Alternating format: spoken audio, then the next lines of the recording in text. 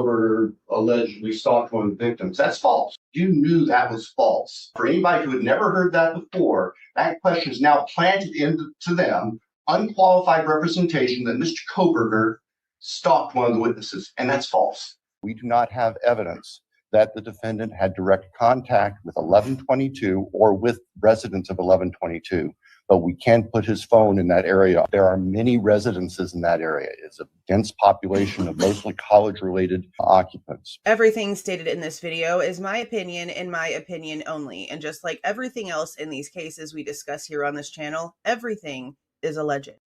I forgot to press the button. Hello. Okay. So we're going to go ahead and get started with the prologue. As you guys know, it starts off with the plea change. That was a crazy ass day. The whole thing was crazy. I remember I had just went in and bought the Carfax to check some stuff on it, or really just verify things, because I had a copy of it before and couldn't find it on any of my USBs. And I have like 1,000 of them that need to be organized because they're everywhere. And I couldn't find it. So I just freaking rebought it. And literally 4 hours or so later, the plea was announced publicly. And I was like, oh, what the frick is happening? We went live. We were freaking out. We didn't understand what was going on. Nobody understood what was going on. And then the sentence, the plea hearing actually took place. And being on the live and like watching this happen was so surreal, because at that point, I was thinking, okay, nothing is telling me that this is true. Nothing is telling me that he's guilty. So what the hell did we miss? And granted, yes, at that point, so much we hadn't seen yet. But at the same time, they weren't presenting anything that we could really do anything with. Everything that had been put in the probable cause had already been torn apart by the states themselves. So it was very surreal. So I know if it was surreal for us strangers, it had to have been like a million times that for the families, the people that were actually in the middle of it. It was so left that I don't even, it was just so freaking left. And even now, all this time later, especially now, all this time later, all this information is out there and there's still nothing. And even now, this person that has gotten stuff from 4 different people and has not looked through everything, as he has admitted with his own words and not been truthful about in this book, but that's neither here nor there, I guess, at this point. So if you call it out, you get called all kind of crazy names, but that's fine. Even with this stuff that he's claiming to have seen, there's nothing of concern. There's nothing of worry. Even the things that they tried to tell us did have some sort of weight, after it gets looked at from an outside source, there's no weight. It's a feather. It's a feather. So I guess maybe the only thing that could really save Ann Taylor's reputation, at least when it comes to actually standing on conviction about the reason why she's upset that Turvey's out here talking, is because maybe, just maybe, him coming out here and saying something could jeopardize something in an appeal. But if she's not planning on actually doing anything and she's really just sort of like done with it and waiting out the paperwork, then she really kind of exposed herself. She kind of exposed herself, in my opinion, because she chose not to make a statement until her incompetency was brought to question. And then suddenly she's appalled by somebody's behavior. And that in itself is just really telling to me, because I really had a lot of faith in Ann Taylor until she took on that other death penalty case and she treated that freaking criminal, that proven criminal that was already in prison, that had escaped, that had either injured or killed a police officer, like one of the two, I can't remember which one it was, psychopath, a true person that needed to be behind bars, that didn't deserve any leniency. She treated and represented him with the exact same everything basically that she did with Bryan, and it kind of took away a lot for me. It took away a lot for a lot of people. So then after that, I started critiquing even more everything that she was doing, and here we are now. Things don't make sense. Things still don't add up, and we are finding how many other things that she could have actually fought in court that were real fights compared to the bullshit that she kept bringing up. And some people say, yeah, her hands were tied. I say she gets paid from the same bank account that Bill Thompson does. So Okay. I don't know what to think. Other than my mind is still not changed that the evidence does not equal the narrative. And that's not how it's supposed to work. It's really just not. Okay, so he starts off again with the prologue where it starts on July 2nd, 2025, when everybody went live for the plea. He talks about Stephen Hippler, and he does mention, and I'm glad that this gets brought up, the fact that his entire career, basically, has been in malpractice. For this to be the most important criminal case to ever really grace Idaho in this area, and they put somebody who has no actual criminal murder, anything in that genre in the chair is crazy and telling in itself, which we've already had questions about. He does call it one of the most sensationalized crimes of the century, and I think that's honestly an understatement because there's been so much disgusting stuff that's happened in this entire thing. Now, I guess this is where, okay, I really want to speak to, and I probably already have mentioned this, I really want to talk to a lawyer, a criminal lawyer, either side, I don't give a shit, they all know the same rules, in Idaho, because they're the only person that's going to be able to really sit down and explain this situation to me, okay? And I know a lot of us have this question because of how it went, and then I'm going to explain like why I feel like I have more questions on this, okay? So let's just talk about the fact that there's no Alford plea in Idaho. That still doesn't, I still don't agree with the statement. Kohberger's only option is to cop out to all counts and throw himself upon the mercy of the court. And this is the reason. And I could be completely wrong. This is just things that I have like seen and thought about as I've gone and looked through other cases, okay? I did not know that as a death penalty, as somebody who was found guilty and given the death penalty, that you had more rights and more, I guess, resources to do things than you would if you weren't on death row. And I found that out by the Scott Peterson case. I didn't know any of that. I thought that if you were found to be guilty and put on death row, then you had less resources than somebody who maybe had like life or another sentence and was trying to fight to get out because you actually had the ability to. Now, I know things can be overturned and stuff like that, but I didn't really realize that until the Scott Peterson case a few years back. So let's say that this would have gone to trial and he would have been found guilty and he would have been given the death penalty. He would have still had like appeal rights, yeah? Like most likely because of what we learned in the Peterson case, more than a lifer, right? Let's say that he would have gone to trial and would have been found guilty and then was given the same sentence that he has right now. Well, he could have still appealed then, right?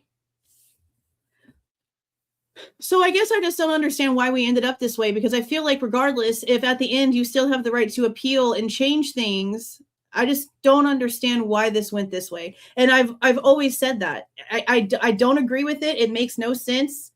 It makes no sense. I don't understand. Right? You actually have a lot more attempts at an appeal, etc. And that's why it takes so long for the death penalty to actually go through. Right? That's what I'm saying.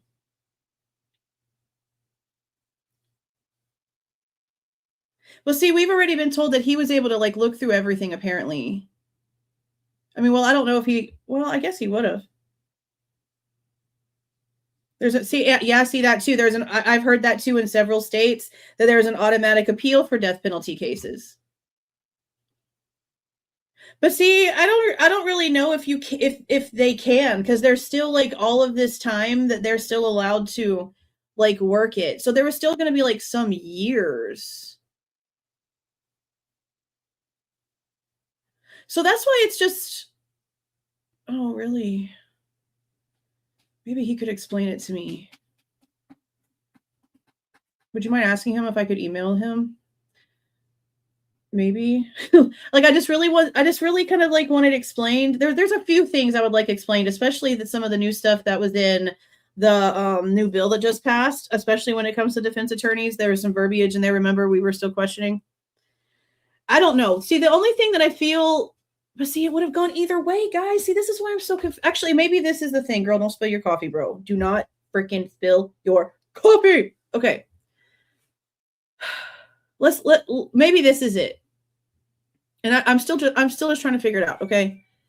If you plead and it goes that way and everything gets finalized and the gag order gets lifted, is there like a different process for the gag order to get lifted and information to start coming out if you were to go through and get to the end? Like, I honestly, like, I don't see how anybody could have heard the lack of everything that they have and even said guilty to begin with. But in the worst case scenario, I just don't know how the options at the end of the day were any different either way, I guess is what I'm saying.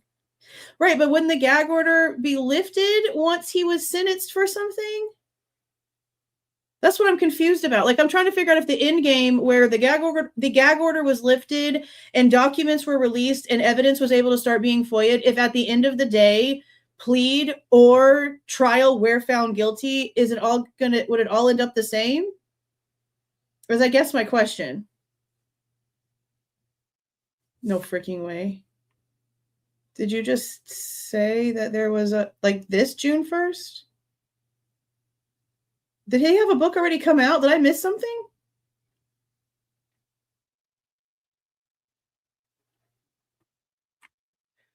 Idaho has automatic mandatory review for cases involving death sentences. Right? Yeah. Yeah, that's what I'm saying. Like, did I miss a freaking book that Siway wrote? I'm sorry. Or is it coming out like this June 1st? Because I know that's another thing that Chris has said several times he even said it to Anjanette Levy, that there's like books and documentaries like based on the evidence now that's out that's actually starting to get made. And he kept saying like big names. Yeah, it could be because of like maybe deadlines. See, I don't know. Oh, it is coming this June 1st. Oh my God. Is there gonna be stuff in here about the case? Because I don't think I can read through an entire cell analysis book. But if there's stuff like about the case, oh my God. Let me check this real quick, guys. He's who I really want to hear from. Holy shit. Holy shit. Let me see. Siway book, June 2026.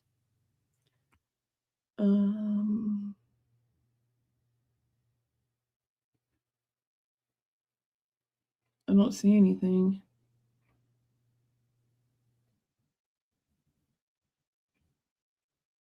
I typed in Siway book, June 2026. Let me type in book release. Because Siway is like his real name, so.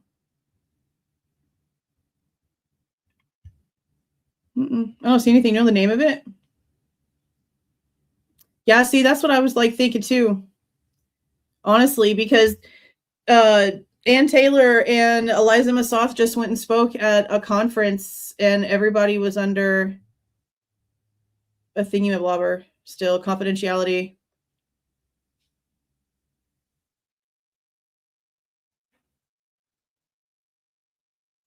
I don't know. I couldn't find it. I'll have to look further.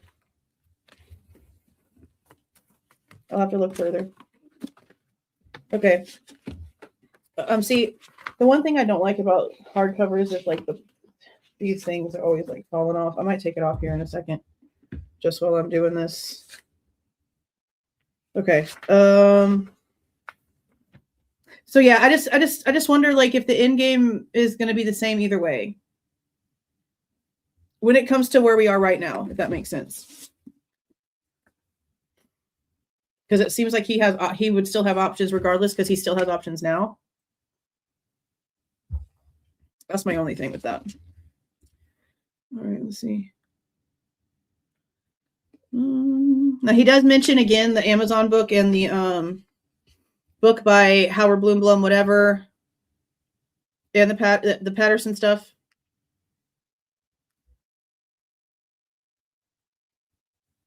He talks about court.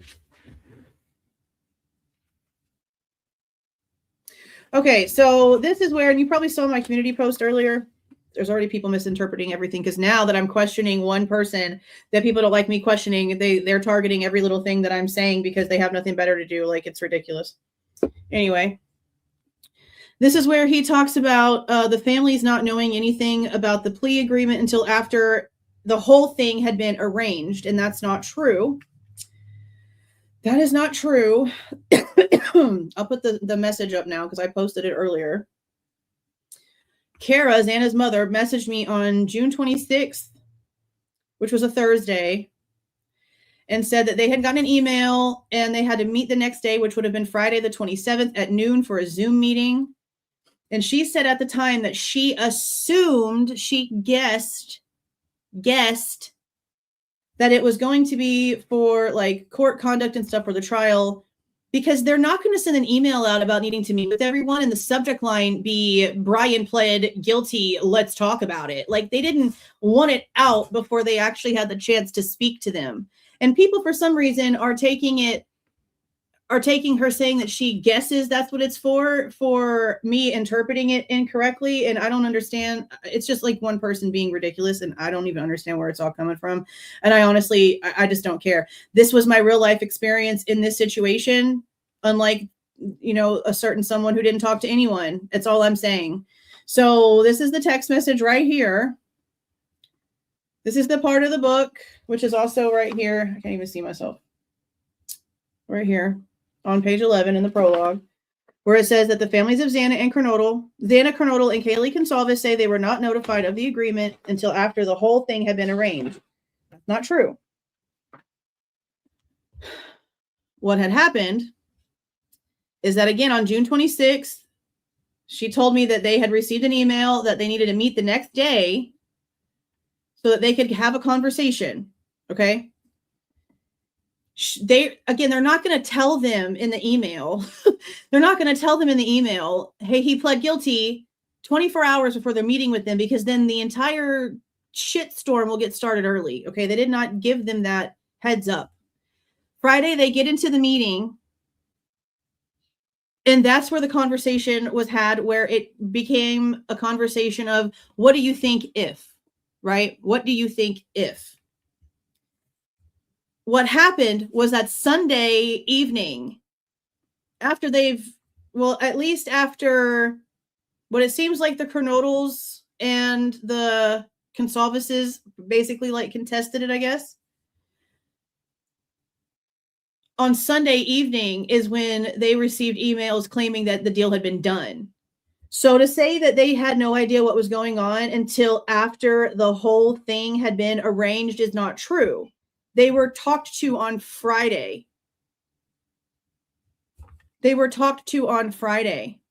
She was not there. She didn't tell me, which is, I knew was another thing people were going to ask. Oh, so you knew ahead of time because you were talking to Kara. No, she actually wasn't around for that meeting.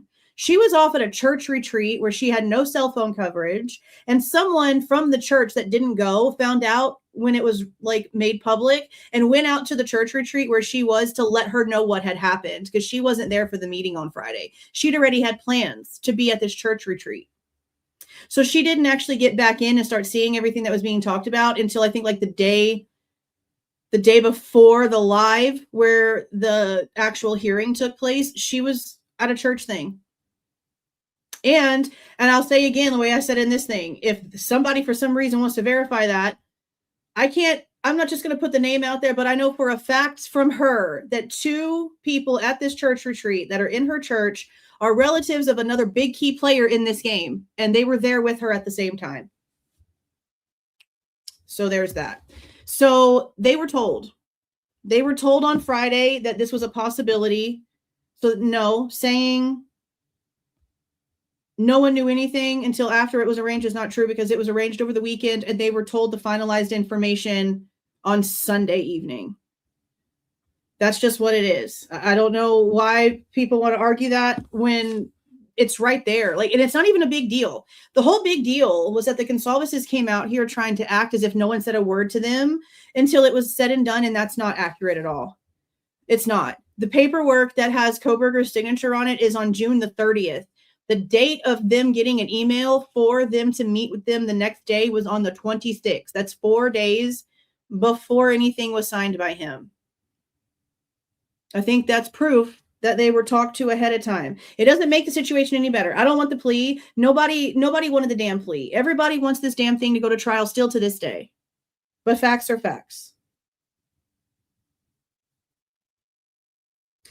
Something I didn't think about FOIAing until now is all of the, and I don't know if they'll give it to us, but all of the like messages, emails, phone calls and stuff that were thrown at the court right before all this happened, because Judge Hippler does say that like some of them had to be forwarded over to law enforcement. So I wonder if they would let us have them if we FOIA'd them, just because I'm curious as to what kind of bullshit people were saying. Because people can say some dumb shit even though it's with the court.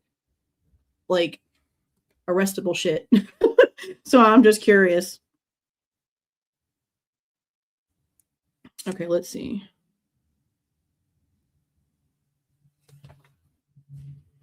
Now, as he's going through this, he is mentioning the fact that like the right to appeal was waived.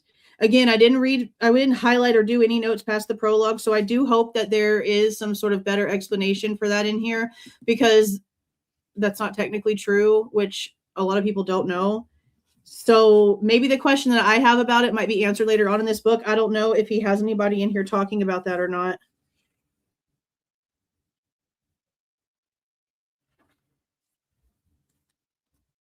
Okay. Okay, so this is where I have Enter Santa written on the thing. I think I need to clean my damn lens. I'll have to get my cloth. So now we're going to open up the sentencing so that we can go look through it. Welcome, Just Jeannie. Welcome, welcome, welcome. Well, I'm trying, Unicorn. I'm trying. Thank you, Melinda. Thank you for the chillers. I have a question, but it exceeds the character limit here. So you can email it to me. I'll check my emails.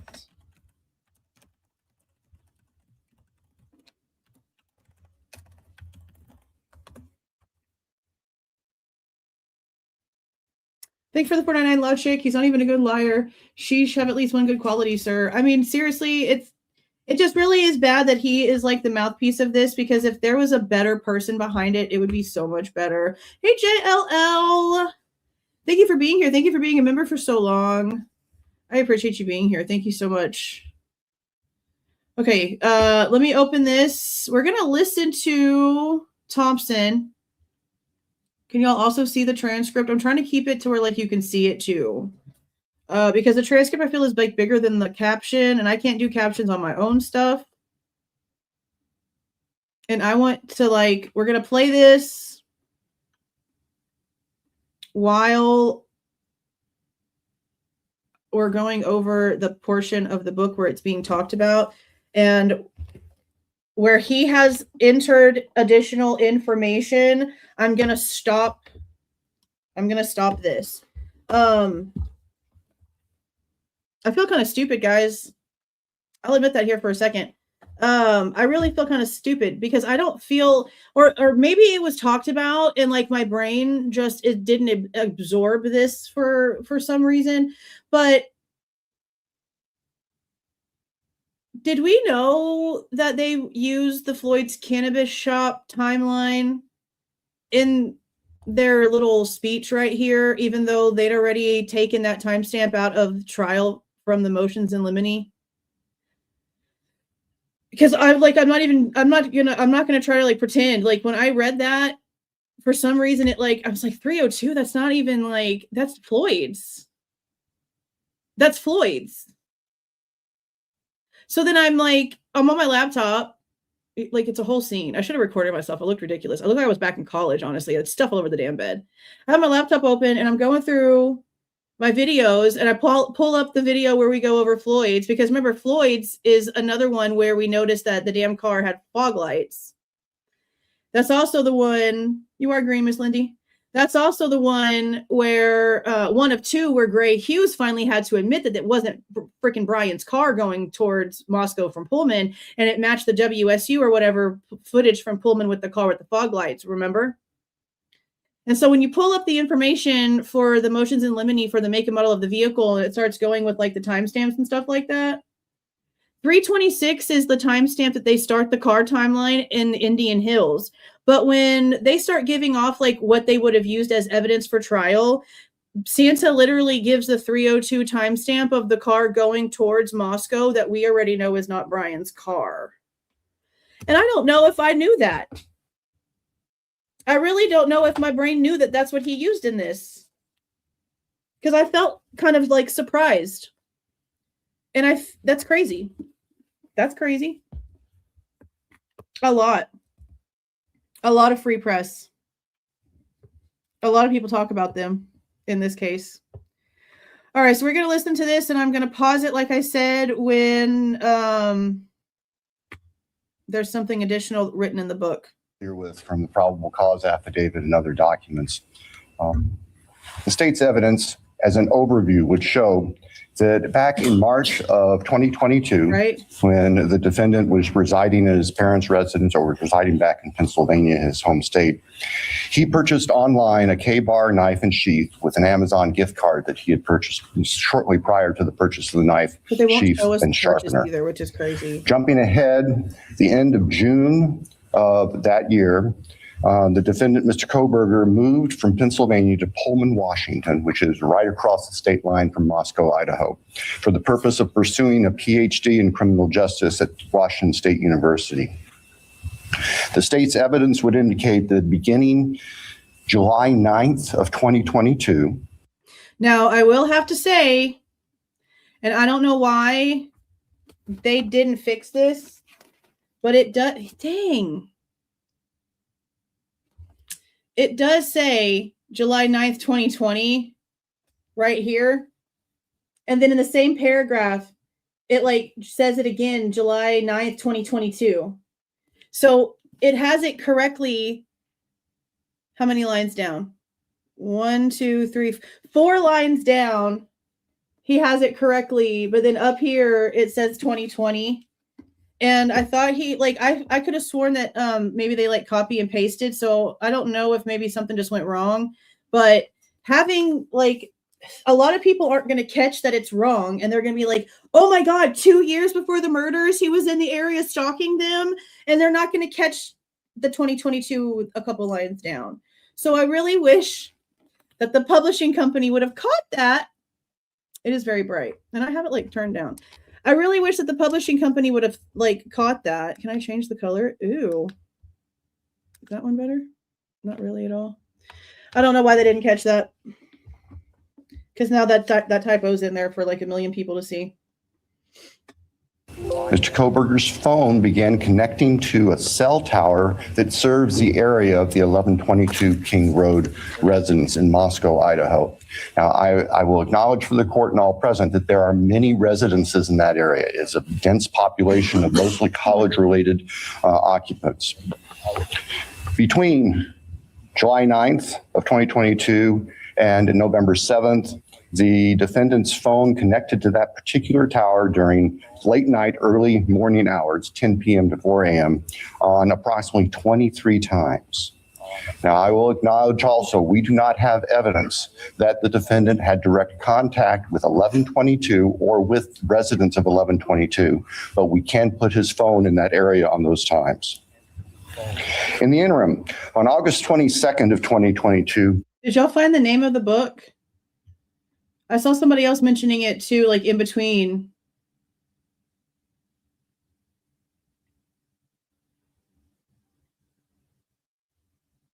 Does anybody know the actual like name of the book itself? Because I typed in Cyray book Kohberger case or in Cyray book release June 2026 or whatever, and it's not like the truth line.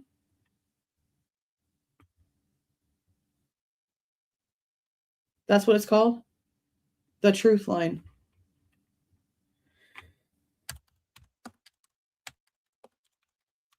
So is Ann Taylor going to throw a fit because Cyray's writing a book too?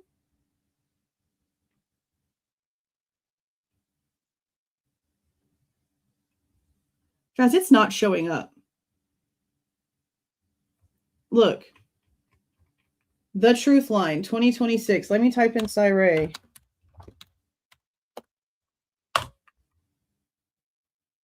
Is this right here? Oh, wait. This is not. Something just said something about a $750 seat.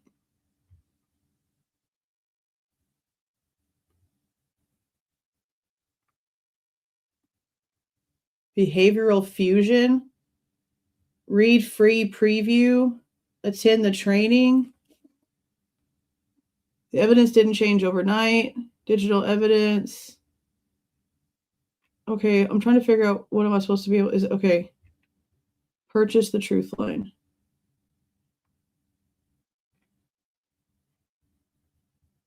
$95?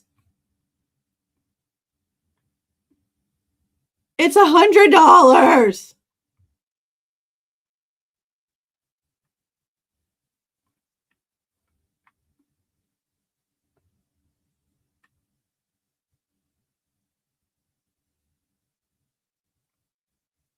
Yeah, like this is basically like a course book. What really happens inside an investigation when the stakes are life, liberty, public trust. For decades, detectives have been asked to solve the most complex crimes with tools built for a simpler world.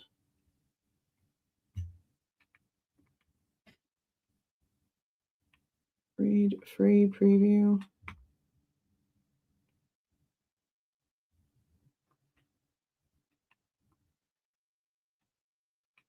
Oh my God, you have to fill out a W-9 to attend the course?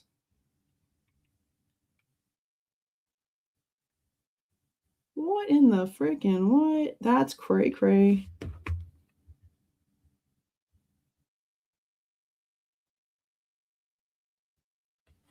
I wonder if he's even going to have anything written in it about the case. I wonder if it's even going to have anything about the case. If somebody, right, like I feel like that's what it is, right? Like it's not really a book. It's definitely more of like a training. Maybe not like a training, but like it's something to do. Yeah, that's crazy. $95 is a lot. Oh yeah, we paid $1,500 for the 11-12 cameras. We paid $200 to Moscow Police Department for the knife sheath FOIA. It like literal chain of custody is what they were asked for. And we got 3 photos and 2 emails. And there were 685 emails that we were told that we couldn't have. We've paid a lot of money. As a matter of fact, I called today to try to pay for the Jack Decor interview. That one's like 304. 304 for Jack Decor's interview from 11/17, where he talks about the call, where the call is brought up. That's why I'm doing that one first. And then the next one is the one on 11/15, and it's like 175.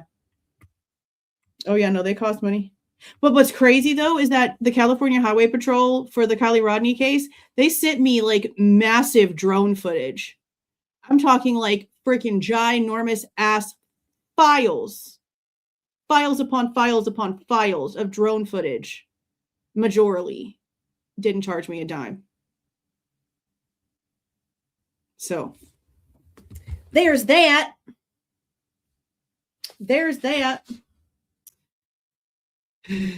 Yeah, it's more like it's academic.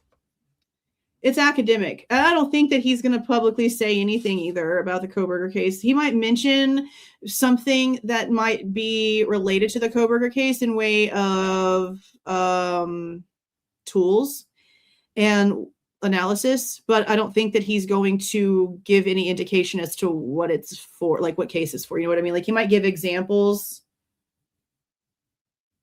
Yeah, he might give examples, but he's not going to like actually come out and say straight up.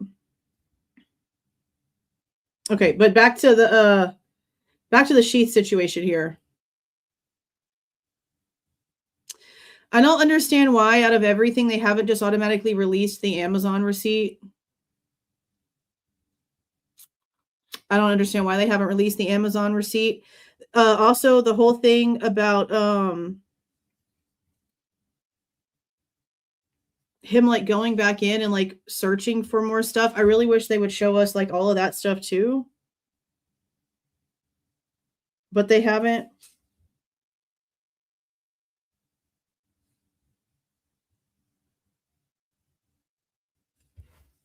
And we also need to remember the phone that he ended up coming into Washington with was one that he had just gotten. Now, there was a Verizon line that he had previous to that was the number on his like directory thing from whenever he first applied to the school that they never updated. But they ran a Verizon wireless warrant in the very, very, very beginning under Megan Marshall, and nothing, like, it was closed. It was closed account. They didn't have nothing from it.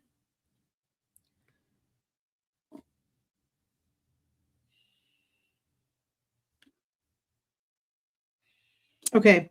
I don't know if he is going to go into further detail in this about the traffic stop. But it is very important to note that in the traffic stop, the police officer lied, pulled him over for speeding, then asked him if he was wearing his seatbelt, and he was honest and said no, that he wasn't. The police officer admitted that he did not notice if Kohberger had a seatbelt on or not. And then instead of giving him a ticket for speeding, which is what he actually pulled him over for, he gave him a ticket for the seatbelt, which is something that the police officer says on his own body cam he did not have visual confirmation of. I find that crazy. And I feel like that's the only reason why they tried to act as if his behavior in that thing was so like questioning. But in reality, the police officer is being found to be untrustworthy and a liar, just in order to like do whatever he wants. On top of that, when the traffic stop was admitted into evidence, it was not admitted into evidence in a way to say that, oh, look, he's in that location, or, oh, look, he shops in that area, or, oh, look, he was over there late at night. Oh, my God. No. The 404B evidence, which is what the traffic stop ended up being, was only for his name, his phone number for the phone that they ran the warrant for, the address for the warrant to match the apartment that they ran the warrant for, and for the fact that he had a Hyundai Elantra. That was stated by the prosecution. And the way that the 404 rules work is that you have to show your intention when you're filing it. So if they were trying to show intent, stalking, premeditation, or any of the things that are in the 404 stuff, we went over it. We pulled up the Idaho code. We went over everything in depth to understand what it meant. They have to show that intention. And when they placed their paperwork in there for 404B, none of that was in there. It was literally all for demographic purposes only, identification purposes only. And that's important because the news takes that traffic stop and act like he's acting kind of like some kind of way. And I'm like, what is he doing? He even admitted that he didn't have a freaking seatbelt on. I would have lied. Okay. You didn't see me? Yep. I was buckled up 3 times, officer. Click, click, click. No. Mm-mm. So then it starts talking about the car. Okay. This is it right here. Okay. On page 12. And again, this is not, because for some reason people just don't understand the difference of anything. So I feel like I have to talk to some people like toddlers. This is not saying that something factually incorrect is in the book or that the author is saying something factually incorrect. This is something that the state said in their actual statements that was a piece of evidence that they already claimed they were no longer going to be using at trial. And this was supposed to be a speech about what they would have presented if this would have gone to trial. So the fact that they used something that they weren't going to use should be sort of important here. But I'm going to play this until we get to that part because I want you to hear him say it. Latah County Sheriff's Deputy Darren Duke conducted a traffic stop in the early morning hour or late evening hours, about 11 p.m. On the west side. Actually, I'll pull that up here in a second. I know we're kind of going all over the place. I also have the injury list from back in October that we got that we're going to talk about too. But I'll pull that up because I did see that yesterday and it looks so freaking familiar. I don't know where the hell we saw it, but I know that we have seen this. We have seen this, and I don't know where. But I think it might have been in that 160 something page drop of documents that came out when it came to like the searches and stuff for Washington. There was like 165 pages that got released from the New York Post, like really early on. And a lot of it was the search warrant for his apartment and stuff like that. But there was a lot of like inventory report stuff. I don't know why I feel like it might have been in there, but I know that we have seen this, guys. Like you're going to see this paper and you're going to be like, holy shit, we have seen that. We have seen that. And remember I told you the other day, like, I feel like we've seen this paper that says this somewhere because like I'm sort of like seeing it in my mind, but I can't figure out which actual document that it is. Hold on. Let me pull it up because it was the one that Law Chick sent me yesterday. Right here. Do I see? Okay, so I'm telling you, like, we've seen this document. Y'all are probably going to be like, oh my God, we've seen that. I'm telling you now.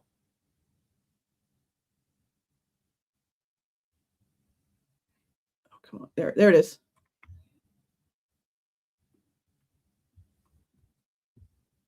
Have we not seen something? Have we not seen this? Does this not look like hella familiar?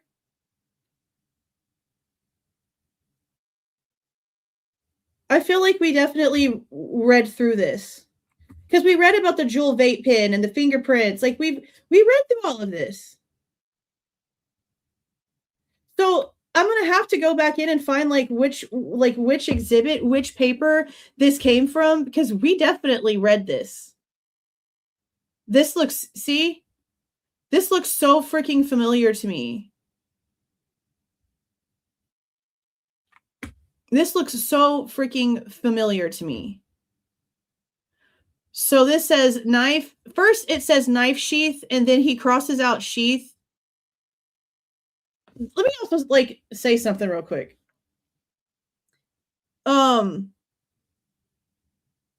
Is this a heart? I'm trying to see, because we're supposed to believe from Chris Whitcomb that Talbot wrote this, but this looks like a freaking girl's handwriting. Like, not to say that men can't have pretty handwriting.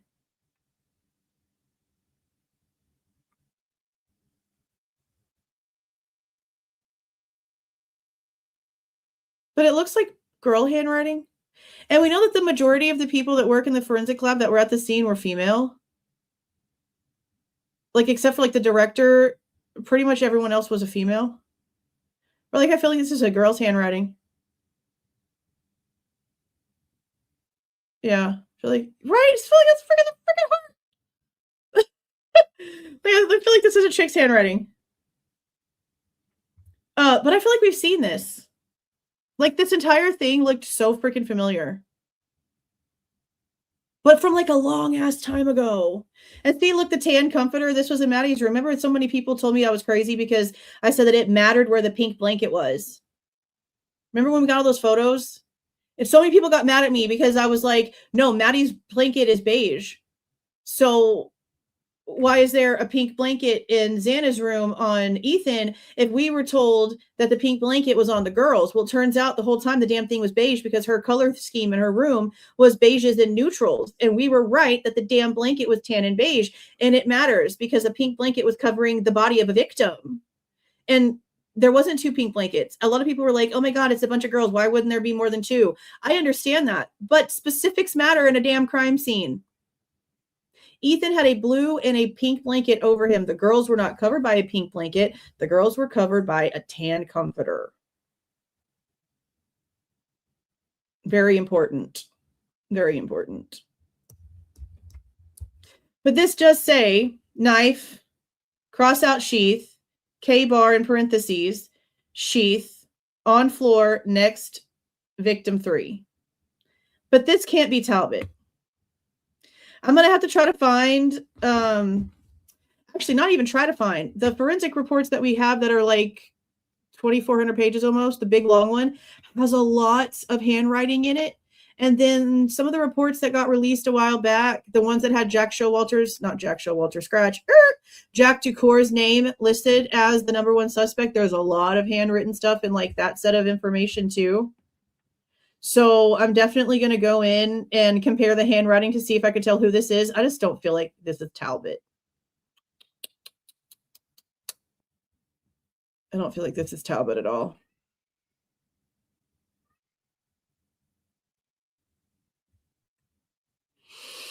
But yeah, this is interesting because the date that this was written is also super important. And notice that it's not like the full paper, it's a snippet. I don't know why they wouldn't just show all of it, because you know that like the initials of the person and the date is like at the bottom, because that's how the majority of their forensic documents are written. So I don't know why he didn't just like show the whole page, but okay. Side of Moscow on the Moscow-Pullman Road.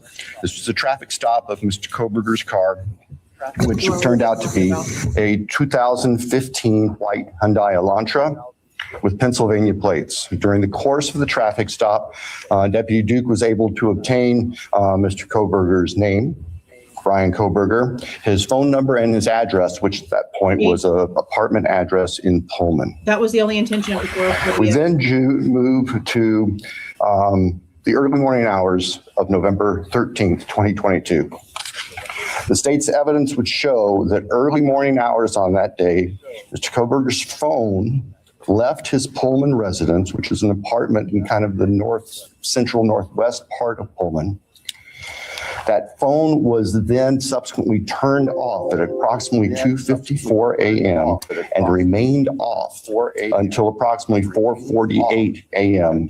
on Sunday, the 13th of November. On Sunday, the state's evidence would include a trial, video surveillance of a business on the Moscow-Pullman Highway, just across the state line from Moscow. It would show a vehicle matching the description of the defendant's Hyundai Elantra, entering Moscow at approximately 3:02 a.m. Incorrect. So let me show you. And like I said, going through the prologue and seeing exactly like how the plea and the sentencing played out is so freaking important, because if anybody who was not paying attention to what was happening actually saw that, they're not hearing how the majority of all the information being talked about wasn't even going to be used or had no meaning whatsoever. So I think it's this one down here.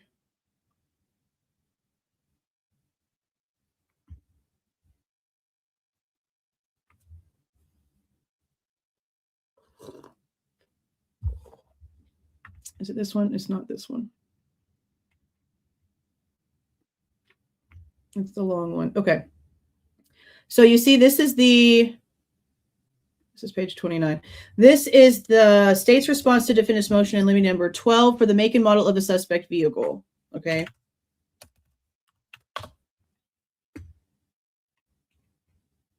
So then we have where they have a timeline of where they want us to believe that Bryan Kohberger's car was. That's the entire point of this thing. And we've been talking about for a long time now that they removed everything when it comes from a vehicle leaving Pullman. All the cameras and all the bullshit that they claim that they had before, they don't.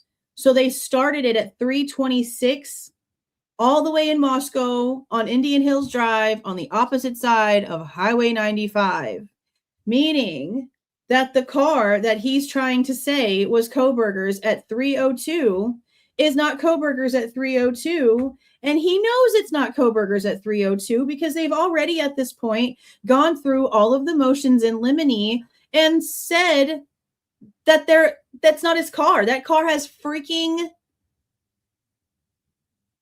headlights, fog lights. Everybody has freaking headlights. That car has the freaking fog lights. That car is not the car that everyone thinks it is.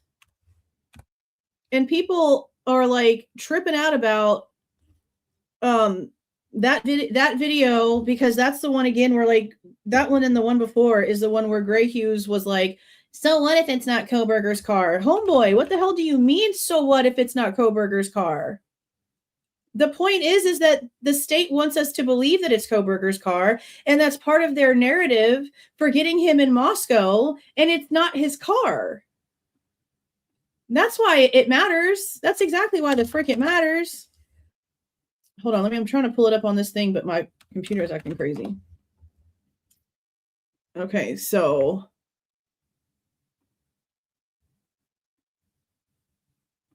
I went ahead and I'm just going to go to where the video is because we went live about it, and I'm just going to go back in and like clip the piece right here. Remember, it's two views. Two views of the camera. This is Floyd's.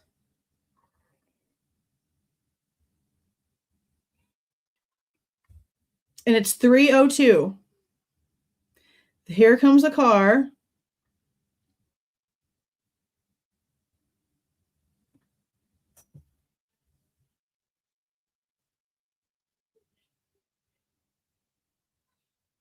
And that's all you see from there. And then there's the second video that is so foggy. And there's a guardrail right here, but as the car is coming through, you can see through the guardrail the fact that there's fog lights. See, here it comes.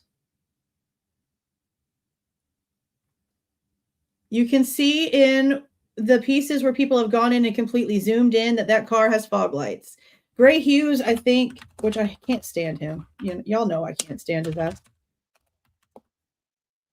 But he has one where he actually like has it like hella zoomed in.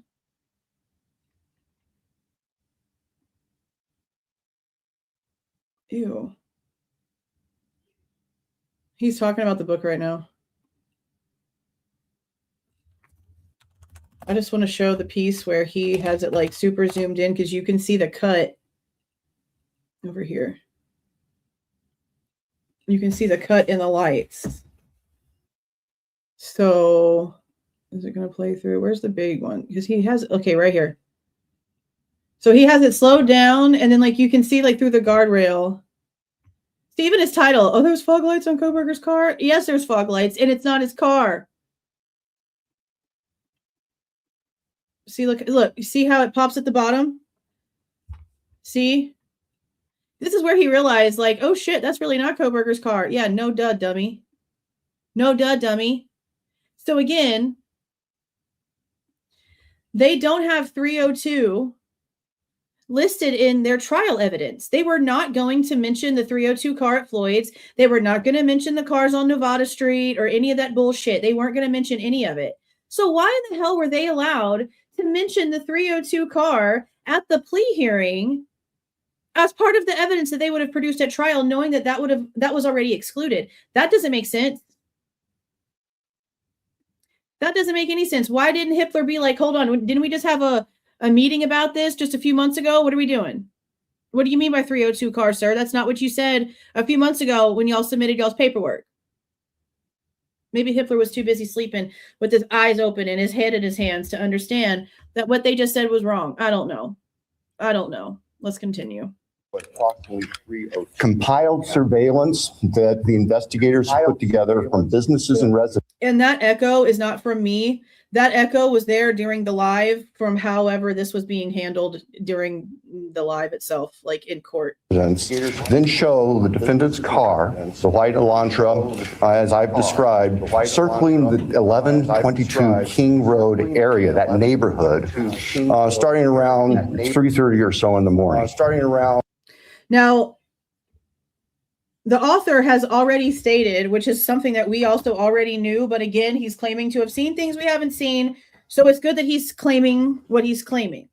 That with everything that he has seen in a way of photo evidence, video evidence, anything and everything when it comes to the vehicle, all of this stuff right here that he's saying about the car did this and the car did that and blah, blah, blah, whatever, there's no proof of any of that anywhere.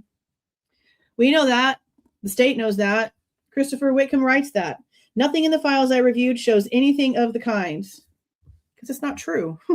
comes into the immediate area of 1122 King Road, which is actually on a dead end, and then leaves several times. And approximately 4:05 that morning, the defense car had entered that area, was leaving, stopped at the intersection of King and Queen Road, did a U-turn, and the state's evidence would show that the defendant's car came back and parked behind and above the 1122 King Road residence. Now, I know people are saying that there's like light reflections and whatnot, right? That people are saying is the reasons why they're saying that the car parked back there and everything else. But in reality, it's all just a guess. In reality, it's all just a guess because there's no cameras to prove any of that stuff. So it's just an assumption, hypothesis wise. The state believes that its evidence would then show that the defendant entered the residence of 1122 through the kitchen sliding door on the back side of the residence, which is the side of the residence that would face the area above where the defendant's car was parked. The defendant entered the residence, went to the third floor, and with a knife, killed Maddie Mogen and Kaylee Goncalves. The defendant, as he left that room, for whatever reason, ended up leaving, or the sheath for a K-bar knife was left on the bed. Re-listen to that statement, but it's too much to go back, so just let me read it. Because it's important, because again, nothing in this thing is constant. Nothing has a constant. Nothing is a damn definite. And when they keep saying stuff like or in the middle of their sentences, it just proves just how much they really don't know. So he just said for whatever reason ended up leaving, meaning the suspect ended up leaving, or a sheath was just left behind. To like, and I know that it basically means the same thing, but when you're making statements that are supposed to be a definite and that's the verbiage that you're using, that tells me that you don't know. You're assuming because you really have no idea, which is how it's been this entire time. They don't have any really convictive stance on like anything that they've had to say in all of this. Again, everything that they came into this with in way of that arrest warrant, they unraveled themselves. And considering the fact that there's so many issues with the knife sheath and where it really was, and why didn't Eric Warner see it when he went over to that side of the bed, and what's actually going on with the chain of custody, and why is this like this, and why is that like that?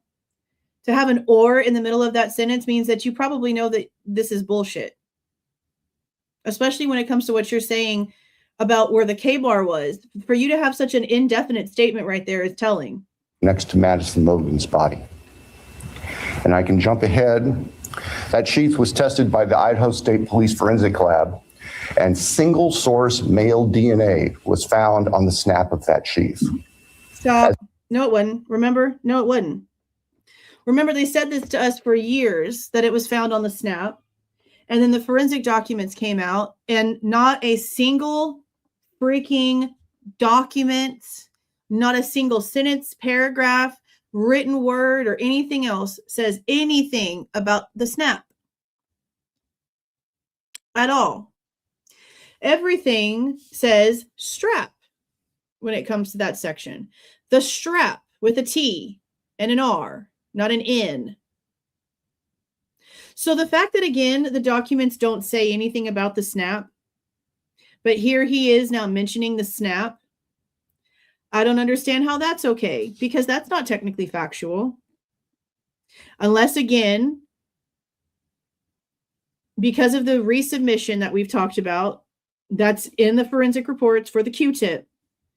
Whatever was swabbed for that resubmission is the snap, and it's not documented anywhere, but it's just something that's well known to the players. But for some reason, it's not in a paper anywhere. But if it's not in paperwork, then you shouldn't be able to use it. Because it's not in paperwork. That's been one of our biggest, what are the Mandela effects in this case? That's been one of the biggest ones. Now, this is the section in between this right here is the section where he also starts mentioning the wounds. Chris Whitcomb starts mentioning the additional wounds on Kaylee. And this is where I wanted to go to this document right here. This was really the first ever glance that we had, I think, at just how bad the wounds were. This was something that came out in October of last year. We went over this extensively. I even went in and clipped out the section where we talked about just the wounds and posted it by itself back in October. I wanted to see if there was anything in way of Maddie and Kaylee's, I guess, descriptions in these that give us any sort of inkling into having two shallow ear-to-ear cuts under the neck and two vertical slices on the left shoulder, because that's what he's telling us that the autopsy photos show him. And he called it signature wounds for like the first 2 or 3, I guess, interviews that he did, but then he stopped calling them that, which takes away a lot of the conviction that was behind the statements for telling us that in the first place. If you want my opinion on suddenly changing the way that you're talking about it when that's the way that you've started off talking about it, I don't know. But he doesn't say this. He doesn't say in this section, at least. We know he said in lives that it was Maddie as well. But he doesn't say in the book right here that it's also Maddie. So I hope that later on in the book it's mentioned there too, because it's important. So when it comes to Maddie, I mean, and again, I don't know if it's going to be even worded the way that we would be able to tell. So that's what I wanted to look for here.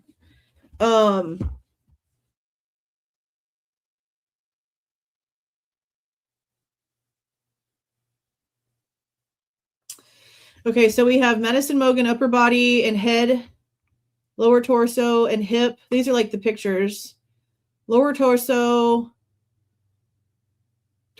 and head cleaned. Okay, wounds to face and neck from above, wounds to face and neck, wounds to right eye, wounds to right, wounds to, okay, face, partial shoulder. Okay, so right here it shows left side, partial shoulder and neck from left. So that's over here, okay? And because he said that the two little vertical spots were like on the left.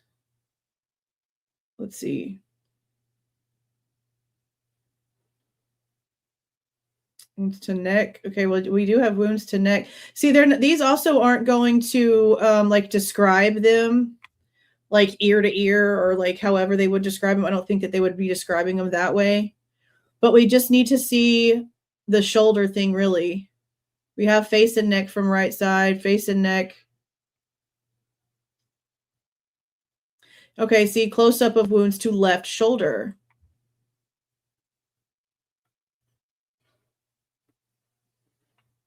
Okay.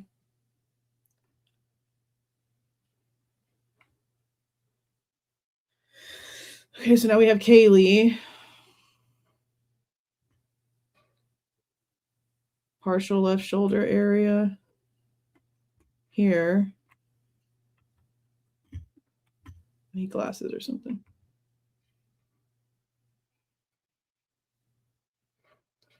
Scalp.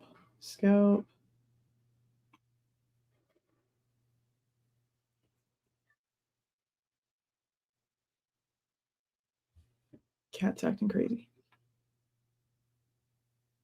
Let's see. Okay, here's left shoulder. Wounds to neck, left shoulder. Okay.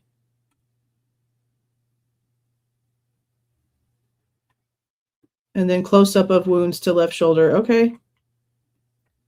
So we at least for sure have where we can see that they both had their left shoulders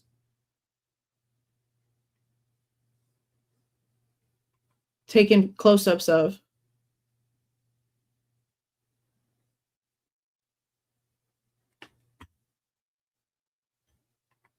Yeah, like we would have to see the actual autopsy for the real description of the wounds. See, here's the Floyd's cannabis one that they decided not to use after all.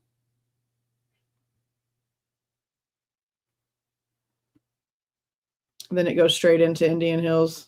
It's so crazy. Like there's so much in between there. Okay, but yeah, this definitely does show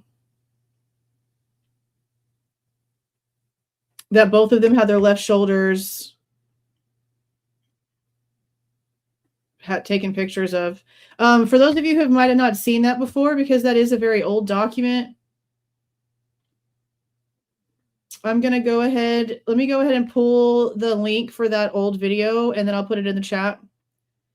Because it was a while back, and again, I took a live and I cut it out to where it was just that portion, because there was a lot of different like exhibits and stuff that came out in that doc.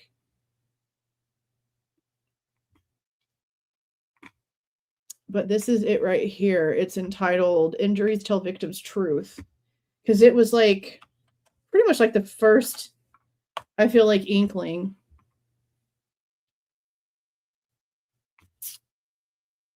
of like what the injuries sort of like looked like. It was kind of like our first detailing of it, really. But yeah, at least now we can see that they both had their left shoulder taken like more close-up pictures of, which is important because that gives stance to what he said. It's the same thing I said about there being hair in Ethan's hand. When there's something that we can factually state, we're going to go crazy with it. And we're going to say, hell yeah, we can prove that. And here the frick you go. But it's the same. It's going to go just as hard on the stuff that's not accurate. Like that's how we've done stuff this entire time. That's how we're going to continue to do things, no matter where the information's coming from. That's just how that works. So I'm glad that we got to clarify, or at least verify, that their left shoulders were taken close-ups of because there were injuries. But again, the autopsy itself, like the notes from the autopsy itself, would most likely have like, if the person writing it is doing their job, there should be notations of the fact that there are matching type wounds that the other two in the other crime scene area, meaning Xana and Ethan, don't have. It should be noted. Oh, and I will say again, I don't remember which live it was. I recorded all of them, so I'm going to have to go back and see. But in one of the lives, and I'm sure that you guys probably remember this, he did state that it was his opinion that because of how shallow the wounds here were, that he felt like they might have been done from behind. Like he went on to like a whole thing about this for quite a few minutes. It might have been Birdie's. He went on about this for like a few minutes. Because he tried to say that there was like just a way that they were done. It would be impossible to have done them that way from the front. So that it was his opinion they could have been done from behind.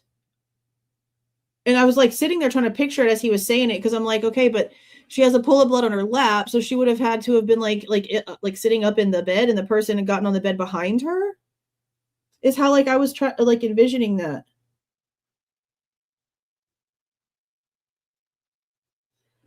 So the whole behind thing, when they were like supposed to be laying down in bed, doesn't really work either. Because I don't know how a person could have came into the room and like attacked them both, and then somehow got them both to sit up and just take it.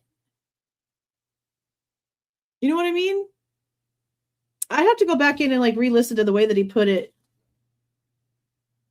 Because like he wasn't like in wars. Like he has like, not like wars, but he was like, in the military and knows weaponry and stuff like that. I don't know how much he knows about like actual knife fighting, because everyone's expertise is different, and it is something that you do have to learn. But he did say that, and it just kind of gave me like a weird picture in my head of like, how the frick would that have gone down? But now we know that apparently Dylan had a bunch of weird, wacky, bloody body parts and shit that she drew in her room, and it just gives me a different theory. All the way around. Literally all the way around.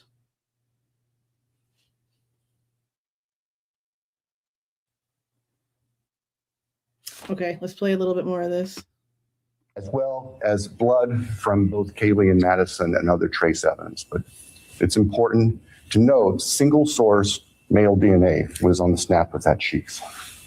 Yeah, The state's evidence would show that which is crazy. Xana Kernodle was still awake at this time. In fact, had taken And a that's actually DoorDash. why, hold on. That's actually why, like, what he said was really more confusing, because he made a statement about how at some point Kaylee had to have been sitting up because of the pool of blood on her lap. But then he also talked about how the wounds were post-mortem. So, I mean, I don't know. Maybe it's just because he was just like talking to talk and he was just kind of just like whatever.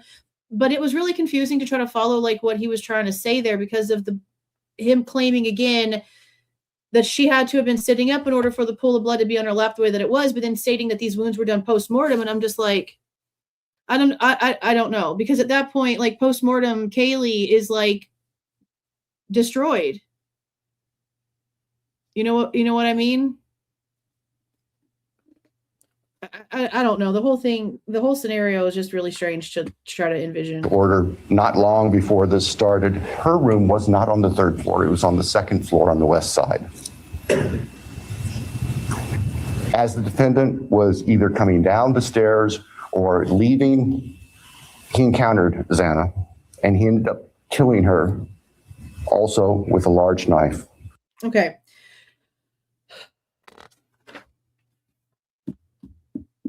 Okay.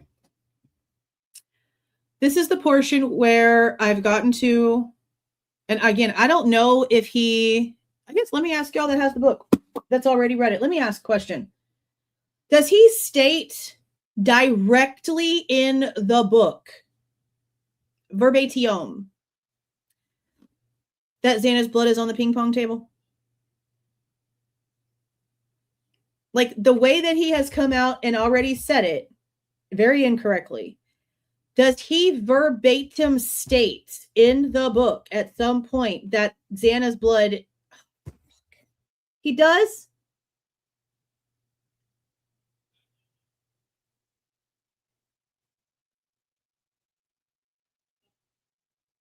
Okay. Well, he's wrong. This is the first portion where he starts to mention that, because right after what Santa said right here, okay, multiple people are saying yes.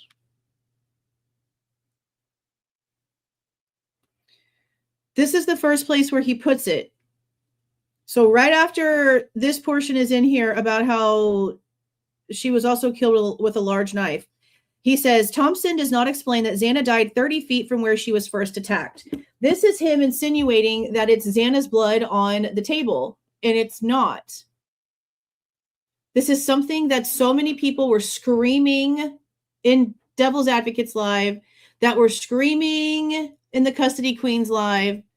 And then I think Birdie's Live is where he got a rebuttal. And he was like, well, it was in her first report, because he didn't realize that we already knew that the second report has an amended portion and shows that it was not Xana's blood.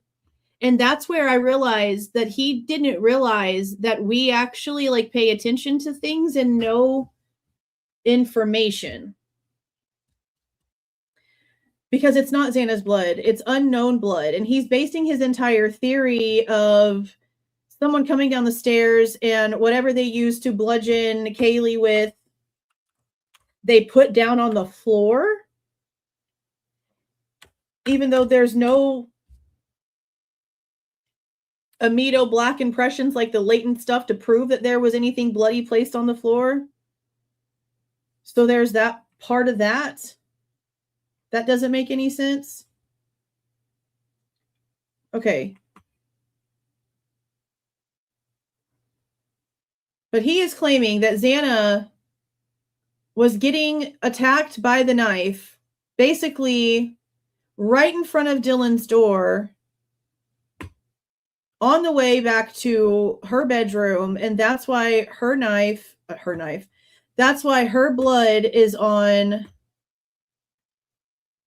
the table. This isn't the right one. This is this is the one that shows that there was debris in Ethan's right hand and that it was hair and that it's not Kohberger's hair. That's this document right here. Where is the other one? Paula Sutton. Hold on. I know I've shown this already, but for some people that have not seen it, I want to make sure that I have everything up here. And it is, where's the exhibits? Where are you? I have so many I still have to upload. I have so many I still have to go through.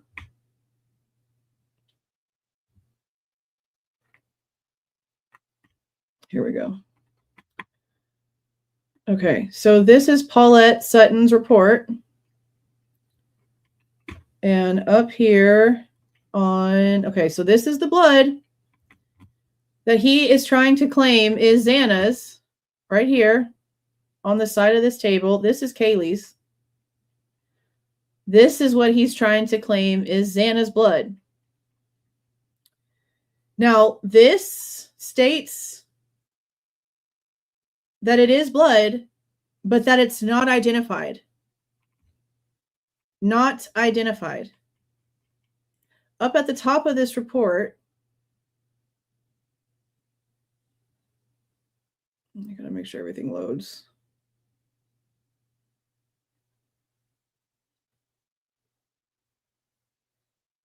I need to clip this out by itself.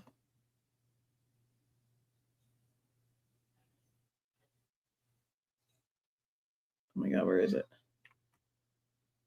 There's an amendment right here. Delete original conclusion 6 from my original report dated August 29th, 2022. Due to erroneous DNA results for stain F on the edge of the beer pong table. The original conclusion read, a single spatter stain attributed to the blood of Xana Kernodle located on the edge of the west side of the table on the second level indicates that she sustained an injury in this area. There is no physical evidence to indicate that a significant amount of bleeding occurred in this area. That's been retracted. So he's taking information from a report that she wrote first, and he's using that in his book for the portions that he's trying to claim as part of his theory, even though the testing was done further and Paula Sutton already said it's not Xana's. Everything was numbered. This was like the pain numbering issue, I believe. Had everything to do with the fact that she had this wrong. Because she didn't technically have it wrong. It was being read wrong because things were done wrong. There's that. So he can't keep sitting there and saying she was attacked 30 feet away from where, or she died 30 feet away from where she was first attacked, because he wants us to believe that Xana's blood is on the table when Xana's blood is not on the table. Okay, that's a big issue, because again, he's out here trying to say that he has all of this inside information and that there's issues with things, but he's out here saying stuff that's already been corrected, found to be proven wrong by the person who originally stated it, and he doesn't care that there's an amended report. Like, he even admitted, well, it was in her first one. Well, that means you know that there's a second one, and you know that that's no longer correct, so why are you still using it? That's not okay. Like, I will not change my stance on that's not okay, and something needs to change there. Something definitely needs to change there. Now, something else I didn't really appreciate, when he's talking to Anjanette Levy, they're talking, she pretty much, it's like almost like the same way that he did with Birdie. When he tried to say that he thought maybe like the substance that was diluting the blood might have been from the Pong cups, and he just sort of like snickered at him and told him how wrong he was because he's rude as shit. Like, people act like I'm rude. No, this dude is like rude to your face and then expects you to keep kissing his ass. And that's horrible. Holy shit. So then Anjanette Levy brings up the exact same thing in the interview, and she's like, is that too CSI to like be able to go in and like see if it's a cleaner, if it's bleach, if it's just water? Like, is that too CSI for them to be able to go in there and test that? And he's like, yeah, that's too CSI. No, it's not. That's literally what they do. They find the chemical breakdown and they figure out what the mixtures are. And if it's just water, I mean, it might not show up too much because our blood has similar characteristics. There's going to be stuff that shows like it's H2O, okay, oxygen, all the things. But I'm pretty sure that you can still tell from the ratio of stuff. I'm pretty sure that you can still go in there and eliminate certain things. It's not too CSI to want to get the specifics and find out what exactly caused the diluted blood to be in the common area, because this shit looks shady as shit. You'd think that'd be like one of the first things besides the unknown DNA that they would have been working on, is figuring out, why is it diluted? Why isn't this a pure spatter stain? Why does it look like this? That's a huge question that they just didn't apparently give a shit to bother testing. Like, I don't know. I don't know about that.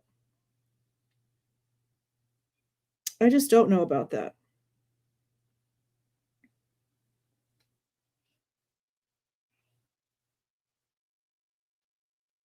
Okay. Let's continue this, because again, the state's going to continue on with their bullshit lie about how people were sleeping. And I just don't understand how after all this time, they really felt like they could just get away with keeping that as the narrative. Ethan Chapin, Xana's boyfriend, was asleep in their bedroom, in her bedroom, and the defendant killed him as well with a large fixed blade knife. Ethan was up on his right elbow. There's a phone next to him. Xana had his phone. He had her phone. I don't really know if there's any proof that he was actually asleep. I think it's an assumption. Just because he was naked and with socks on doesn't mean that he was in there sleeping. I mean, he could just be in there hanging out like that, about to eat, wide awake. I don't understand this whole sleeping thing that they've tried to play off this whole time. That's crazy as hell. And of course, he does address in the book the fact that Ethan's body was covered up sometime after he was dead, which is so important. So important. And this is the sentence where, I mean, the paragraph where it like really clicked that there was no crossover. Because I feel like, again, at this point, if he is really seeing things, and we know that Turvey and him are buddies, then that means that he's also seeing the fact that there is no crossover. And by no crossover, I mean nothing of Maddie and Kaylee's being found in Xana's room on her or on Ethan. Now, one could also argue that there was so much blood of Xana's and so much blood of Ethan's that any sort of transfer would be unrecognizable, because it would be so minuscule in the mix-up that it might not matter.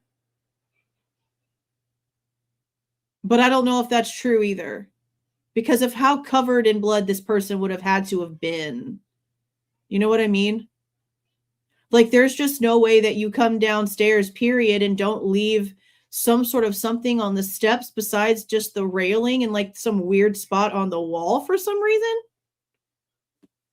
I know there was a spot next to Dylan's door, and it's in Sutton's report, so I'm going to assume that it was blood. I can't really remember off the top of my head right now.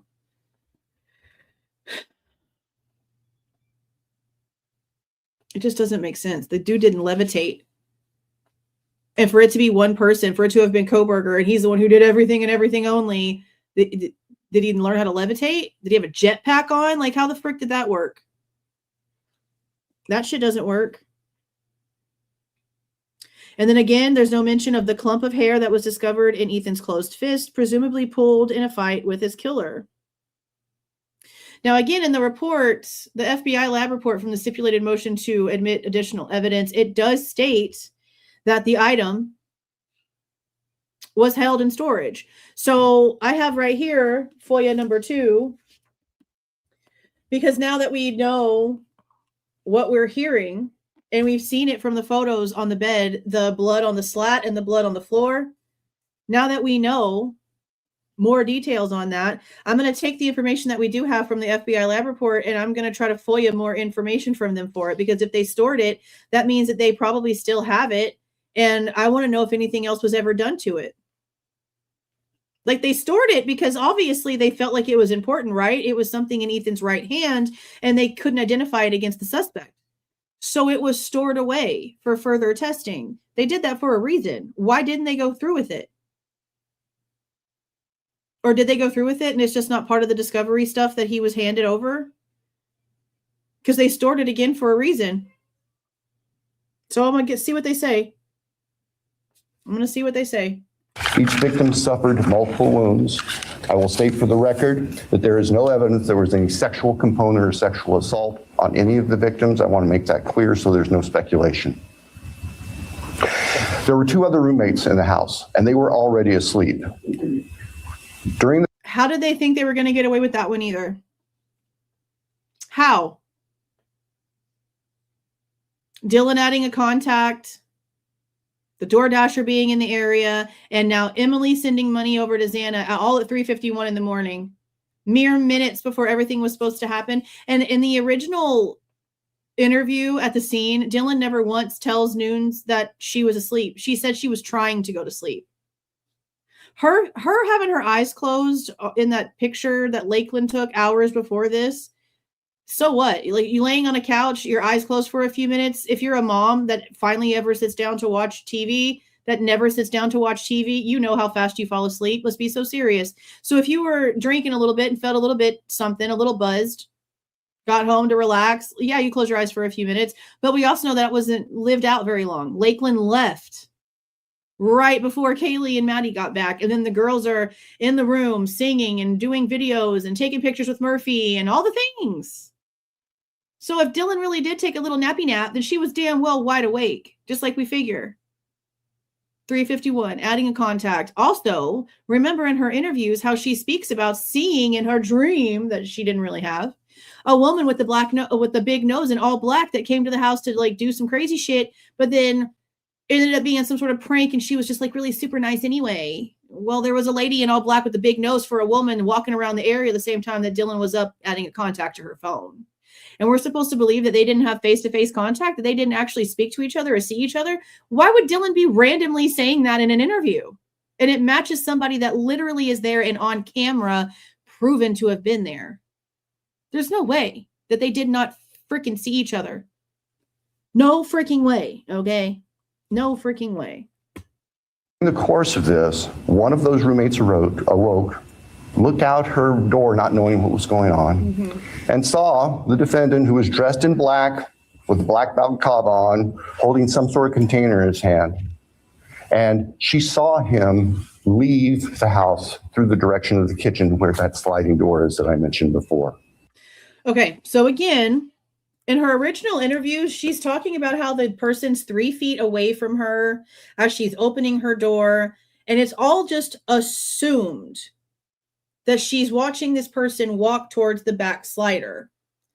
Later on in her interviews is where it sort of changes from the person being 3 feet away from her to now they're locking eyes as the person's literally walking out of the slider. So I don't know what switched. I don't know what changed. I don't know when it changed.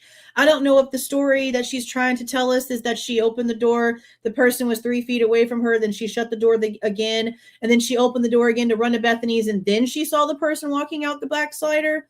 I don't know. All I know is that her story changed. She also doesn't mention a damn thing about a container or a belt or anything like that when she's talking to Nunes and when she's talking to Mowry. And Mowry asks her very specifically about bushy eyebrows, and she very straight to his face says no. And all of that stuff is in here too. And I'm glad that it is, except for the bushy eyebrow thing. He doesn't mention that portion in here just yet. I'm sure that he will because it's so freaking important about how much that changed. But he does mention all the rest of it. No mention of a belt, no mention of a container, that she didn't mention it when she was talking to Mowry, and that she didn't start changing her story until the 17th. After being around her attorneys. And he also mentions in here, which I'm glad he did this too, honestly, the fact that Gooch kept telling Mortensen that she was a witness and not a suspect, and how they didn't really push very hard on her, which Dylan and Bethany should have been the ones that got questioned the hardest. Dylan especially. And then this is also like in wake of us now finding out that not only did she have tendencies of being a cry wolf that she suddenly wasn't that night for no reason whatsoever, that she admits that she has these dreams of people chasing her, trying to kidnap her, and blah, blah, blah, all very well before the event. But now also drawings of her drawing cut up body parts. And according to things that were stated, very similar to the injuries that Kaylee and Maddie have. So knowing all of that, why wouldn't you have pushed harder? Why wouldn't you have asked better questions? Why wouldn't you have pushed her to quit the bullshit, chick? Quit telling me that you don't remember, because we already know that you do. There's no way that you don't. You lied to us about this. You weren't really drinking. We got all these rest of these reports. You were sipping some stuff. You were sipping this other thing. You told this other girl that you didn't want to drink at the party. So quit the shit. No, you weren't. You remember. So spill the beans. And instead they just kind of just let her keep changing her answers every 5 seconds. And I don't know, but then goes on a spiel about a bunch of shit that she said she didn't know. It was all very ridiculous.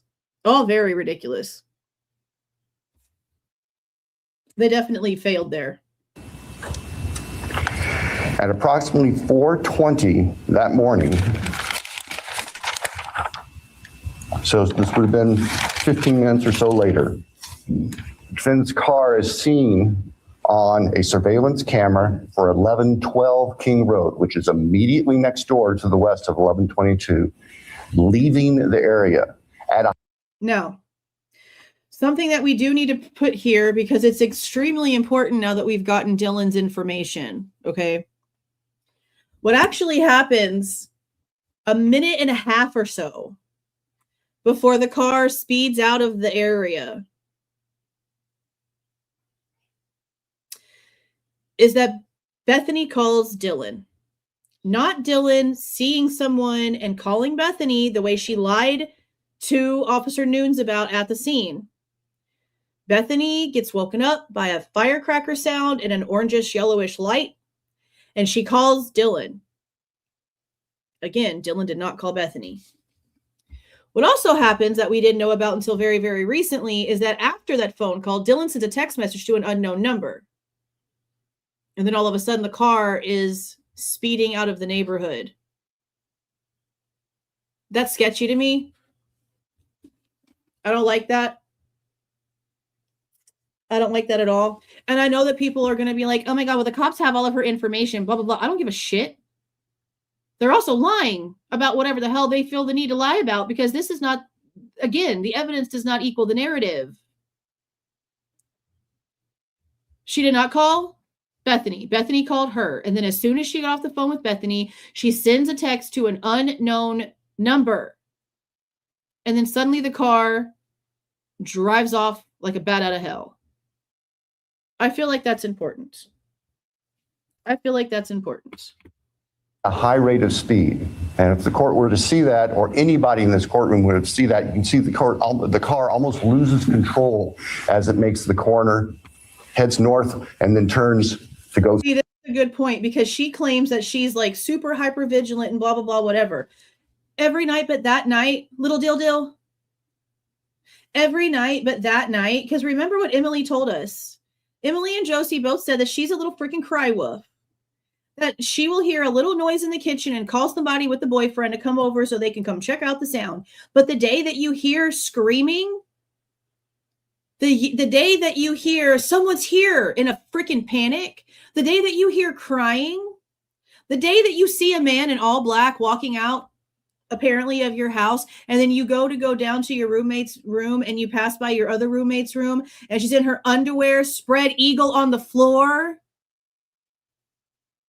and you don't instantly, as a woman, think, holy shit, and go check on her? Because they both admit that they didn't even know that Xana and Ethan were home. So she would have no clue if Ethan was in that room or not.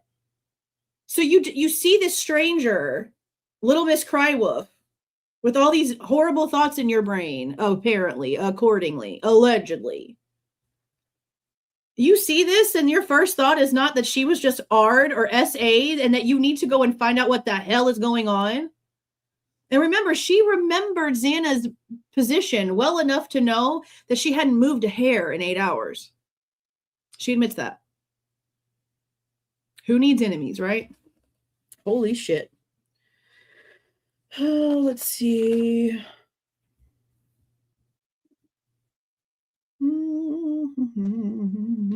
Okay, let's continue this. South on Walinta, which is one of the only ways to get out of that part of town. The evidence would show that following that, the defendant in his Elantra drove south of Moscow. We know that he drove on the back roads because there are surveillance cameras on the main highways, Highway 95, that would have picked up the defendant's car if he'd gone that route. And they did not show the defendant's car on that route during the time. Now, remember what I said? How they said, well, he didn't go left because he's not on any cameras to the left. He's not on any cameras off to the right either. So we're just going to say that he went left because after all, there's no cameras off to the right that prove anything either.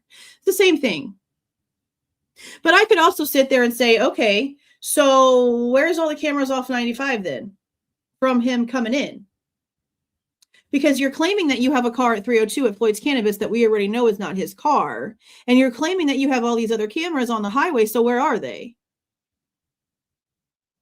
Why are you starting us out at Indian Hills instead of the highway? If you know in your own little prosecutor brain what you believe happened here, where's the rest of the cameras?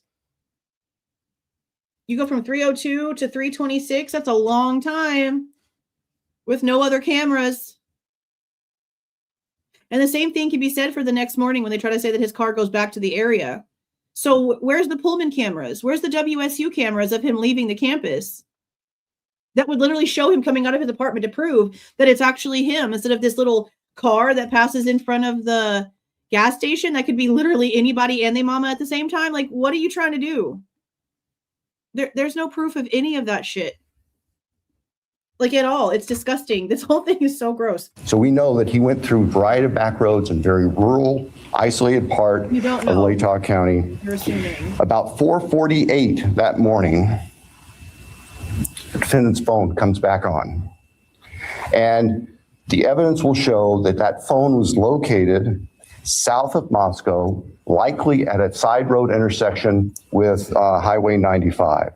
From there, the defendant's phone activity tracks heading back north towards Pullman, Washington, where the defendant lived. Now, remember, the towers jump everywhere when they're trying to, well, not the towers themselves, but the cell phone will jump all over the place to try to find the right signal. So them saying that he connected to a tower in Genesee doesn't mean anything when we know how the reception is in the area that he's claimed that he went. And obviously the state knows he went that way.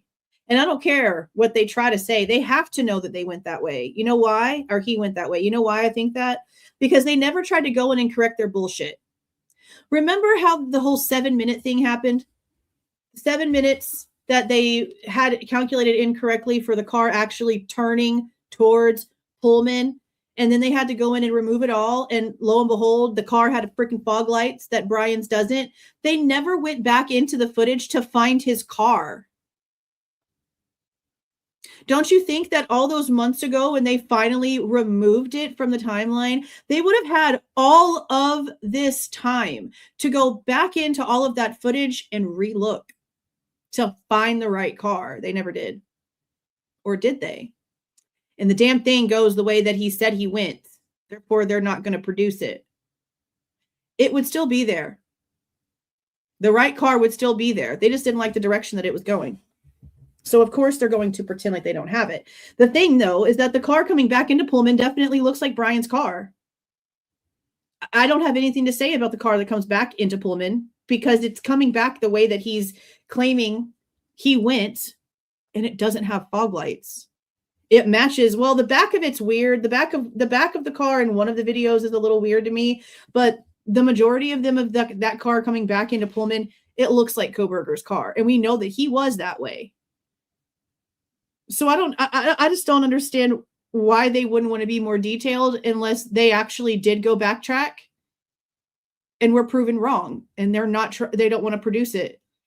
And I don't know if Ann Taylor would have all the video. Does that make sense? Like, okay, for Discovery, I guess this is a question that I need to ask to people that actually know, because I don't know how this part works.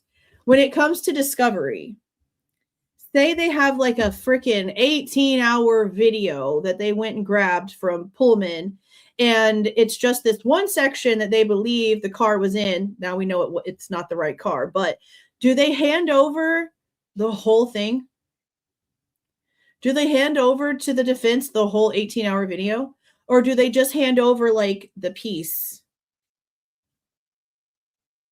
that they think belongs in evidence? Is it the whole thing or is it just the piece? Because I don't know how that works. Thank you for the 999 wit. I was thinking about the sound that Bethany heard. What if it was the cans that were all over the stairs and they originally were on the railing and fell? Cans could make a loud sound. That would make a lot more freaking sense than her hearing red Solo cups. It would make a hell of a lot more sense than red Solo cups. Because how do you hear little bitty plastic old red Solo cups fall, but you don't hear the feet that are stomping and running for their lives and the screaming and the chasing and the freaking whole horrible freaking fight that Xana put up in that room? How do you hear Solo cups and you don't hear that shit? That's cray cray. It would make more sense if it was something heavier.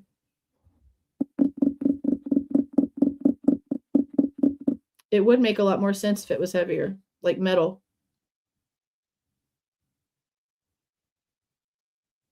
They would have to hand over the entire 18 hours. But okay, so when they hand it over to them, do they at least pinpoint to them what portions they're planning on using? I mean, I'm guessing that they would because we do have like a table. Oh, thank you for the 5 gifted memberships, Tara. Appreciate that. Thank you. Congratulations to those who got those. Yeah, that too. Well, see, and that's another weird ass thing. That's why we're going to go back through Dylan's interviews. And I know that Truth and Transparency apparently has the unredacted one from Dylan now. I haven't had the chance because the book came in today to go back and listen to it, but I only want to touch on the pieces that are actually unredacted.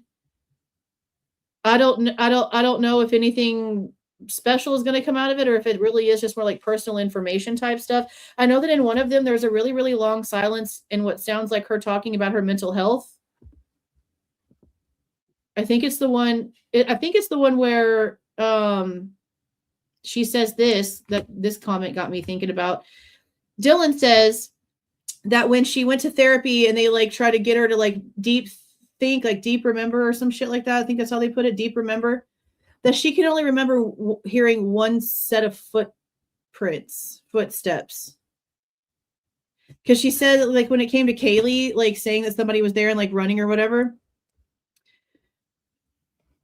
she says she can only hear one set of footprints. Again, leaving one with an imagination and no common sense to be like, holy shit, he really did levitate throughout the house. Because how do you just hear one? But then I started thinking about it. And do you hear your own footsteps? Like if you were going back into a memory and you were chasing someone down the street, would you hear your own footsteps or would you just hear theirs? I don't know how the brain works. You know what I mean? So I don't know. That was also odd for her to say. You know, yeah. All very strange. All very strange. I appreciate that. Thank you. Yeah, I know I come off harsh, abrasive sometimes, but we have fought so hard. I've had people try to dox me, say that they hope that my ex finds me and finishes the job. And for those of you who don't know, he not only tried to kill me, but then a few months later tried to come back and take my kids and burn the house down with me and my big kids in it. You know, he got arrested on the way to come do such that. So they say shit like that they hope that my ex comes and finds me and finishes the job simply because I'm out here like asking questions. I get called all kinds of crazy ass names, called all kinds of just crazy shit, period. Shit that makes no sense whatsoever. I get blamed for a lot of stuff that gets started out there that I don't even know about until like my name's already circulating in it for a good like 3 days, especially when it comes to lying ass dumb shit with the Goncalveses. And I'm still here because I care about the facts. And all these people are pissed at me, which I don't honestly care. Like I'm not here. Yes, the views and everything with YouTube is super freaking fantastic, and it's helped my family a lot. All right. But I'm also not here to be like on the popular side. And if my views go down because people suddenly get mad at me, I'm not going to change my stance and switch up to try to get them back. That's not who I am. If you left because you don't like that I'm doing what I always have done, then that's on you and not me, because I'm not switching up. You are. Does that make sense? And it's probably going to be like a few days until I'm no longer like upset about the fact that so many people are suddenly being douchebags to me all of a sudden, simply because I'm calling out someone's own words for being wrong. I'm not making shit up about the guy. Like I'm not deep diving into his personal life and trying to see if he ever cheated on his wife. I'm not doing any crazy shit. I'm taking his own words and proving his words to be wrong, like I've done with everyone that has come out. So it's still just interesting to me the way that people switch up for a shiny new thing. Because look at all the drama that this guy's actually started in this case. We've got everything with Turvey is now on the line. All kinds of crazy shit. I mean, here comes the Goncalveses running their damn mouths. Here's Olivia acting like, oh, she can't speak. Legal reason, she can't speak. But she's got a TikTok showing the damn article of the defense team. He's not the person to have come out here. And I'm going to keep that stance. I don't care what else comes out in this book. My stance on who the human is not going to change, because he's already proven that. And I'm not going to be like some of these other YouTubers that allow him to laugh in their faces, literally in their faces, in front of their audience, on the live camera, and just keep on talking to him like he didn't just do all of that. Like, I'm sorry. That's crazy to me how he acted towards Truth and Transparency. And I have my own issues with her, and the way he acted towards Birdie. He showed his true colors already. It's too late. It's too late.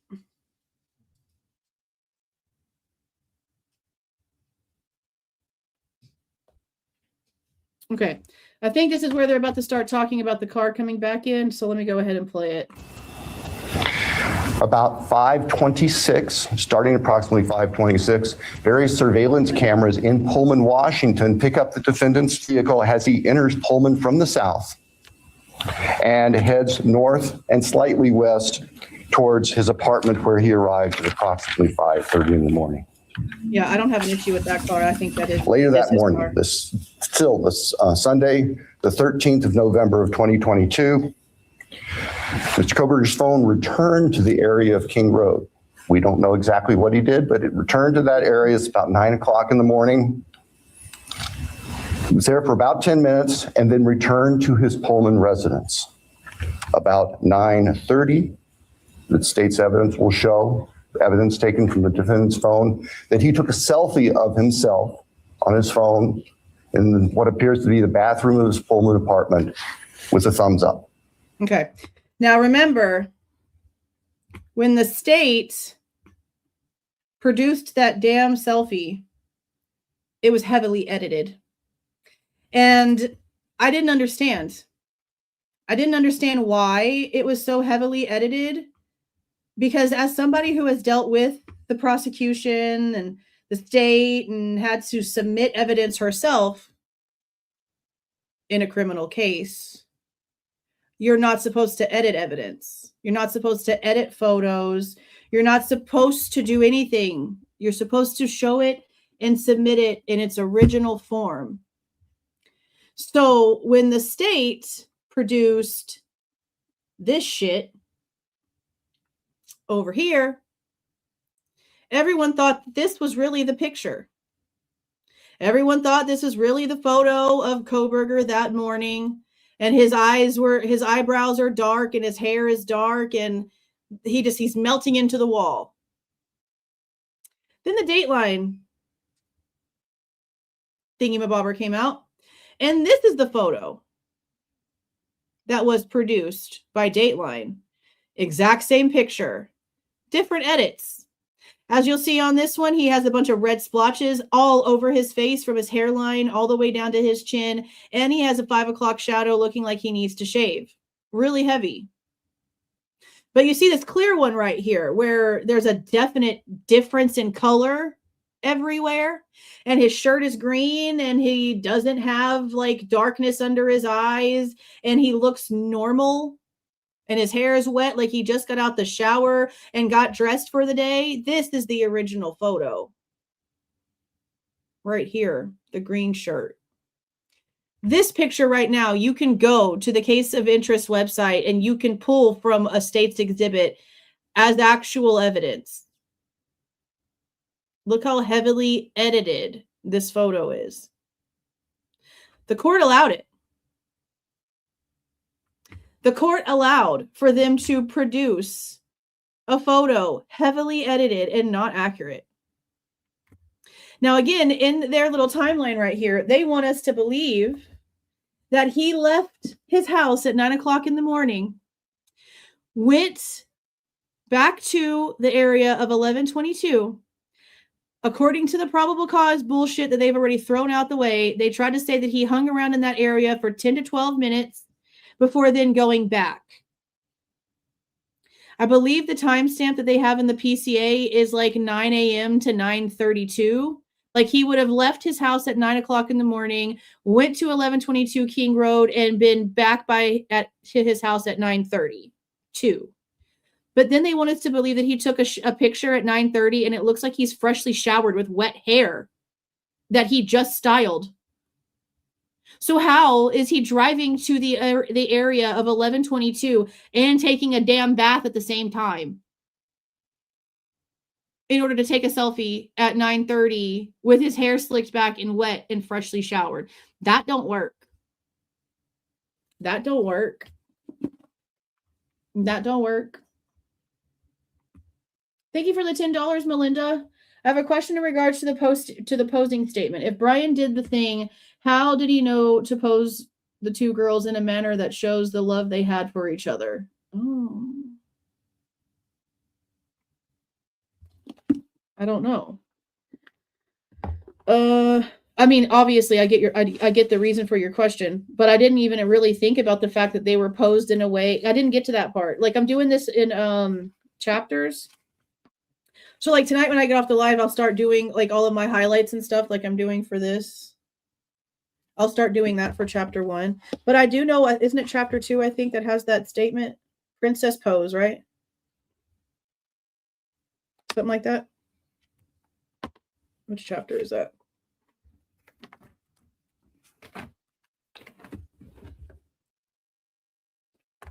Chapter 3, Princess pose, White Claw, and Stain. Is that where he talks about it? Does he compare the way that they were? Does he compare the way that they were laying to the princess pose and talk about it like that? Because if true, that's a good point, actually. That's actually a pretty good point. I don't know how somebody who didn't know them would know how to do that and it be a meaning.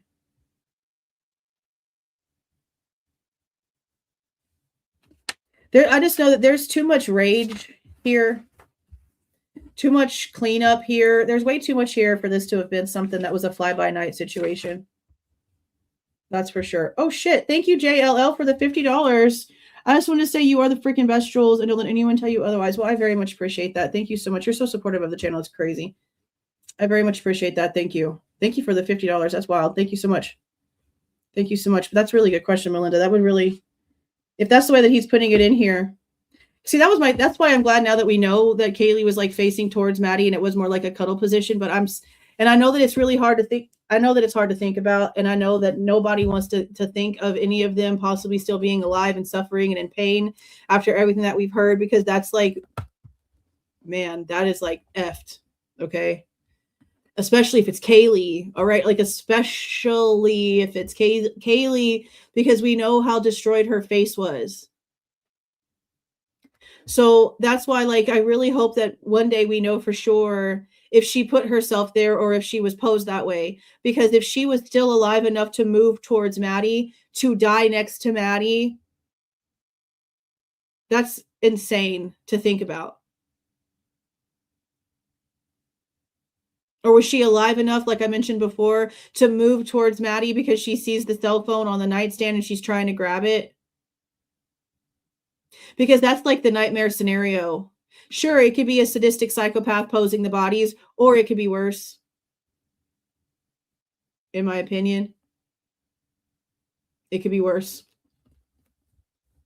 I don't want to think of the worst. I'd rather it be some idiot trying to prove a point, just trying to be stupid, trying to throw off whatever. I would rather it be something done by whoever's responsible than to think of Kaylee being alive with all of those injuries and trying to do something meaningful. Like, that's heavy. That's super heavy.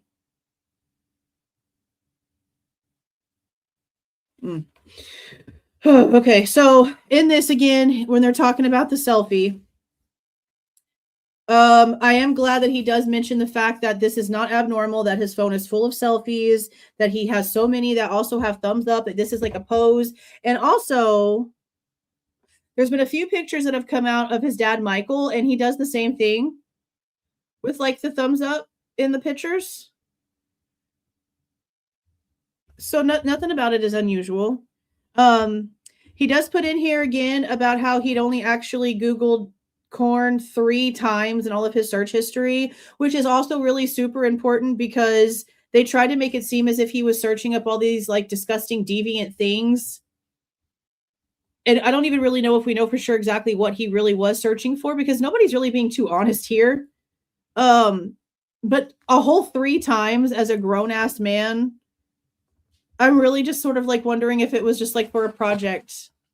Like, were they talking about something when it comes to crimes? And so he was, I mean, I don't know. I don't have an answer for it. All in all, it's fairly normal because he's a college guy. Okay, let's be serious. But depending on what it is where you draw the line at acceptable.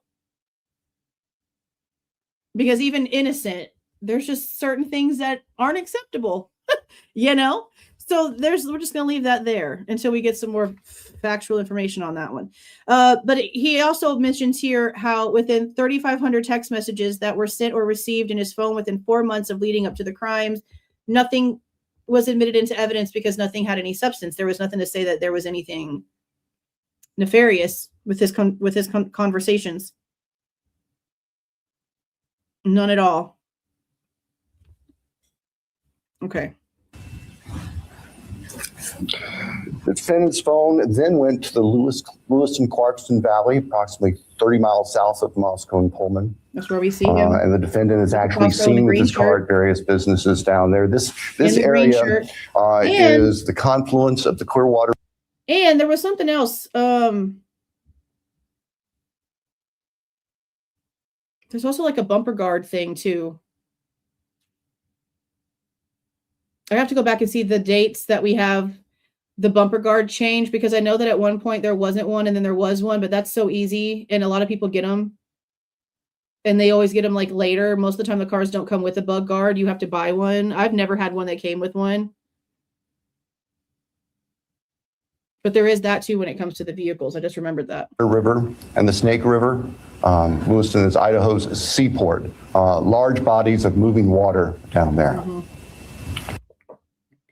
Now, I do actually like the fact that something is brought up about this, because anybody who doesn't understand is like, why the hell are you bringing up the fact that there's a river down there?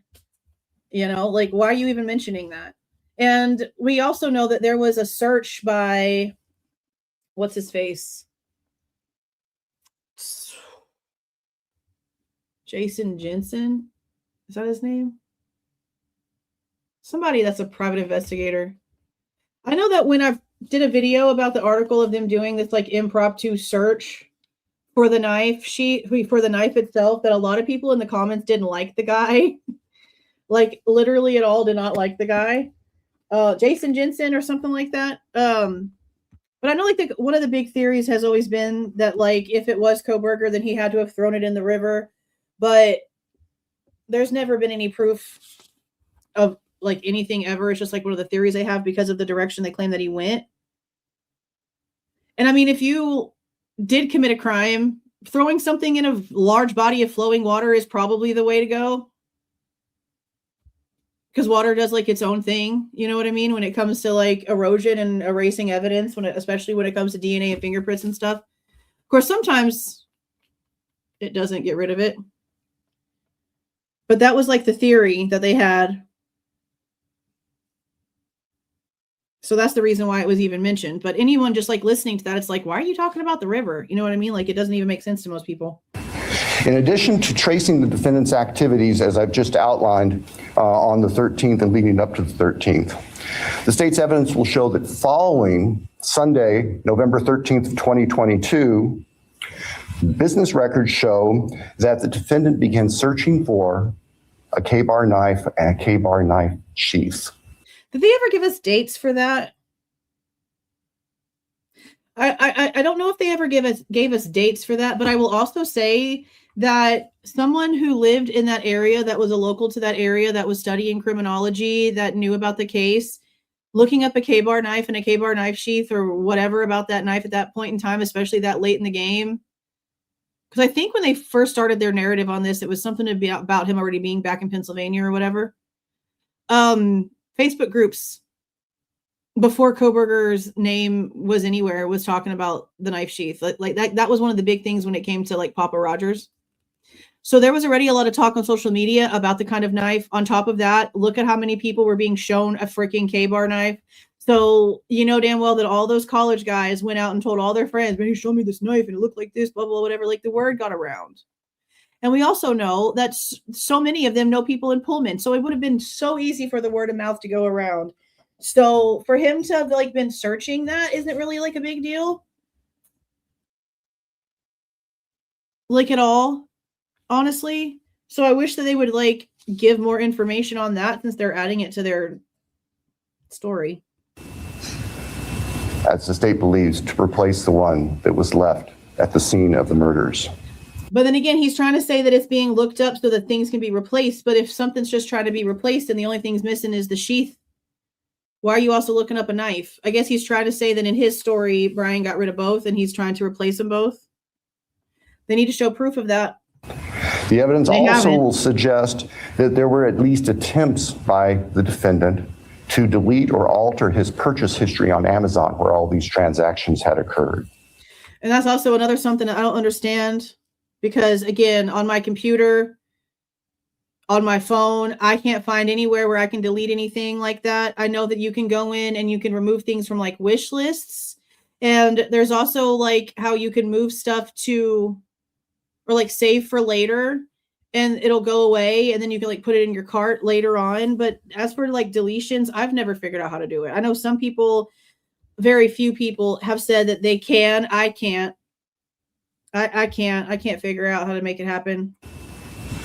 Later that week, the state's evidence will show that Mr. Kohberger went to what we would call DMV, motor vehicle licensing here in Idaho, in Pullman to change his car registration from Pennsylvania they were talking about it to Washington. That's of note because Pennsylvania cars do not require a front license plate. The vehicles seen on the he didn't decide to surveillance camera. So we have the report on the 14th. I think it's Rosendahl. Isn't it Rosendahl?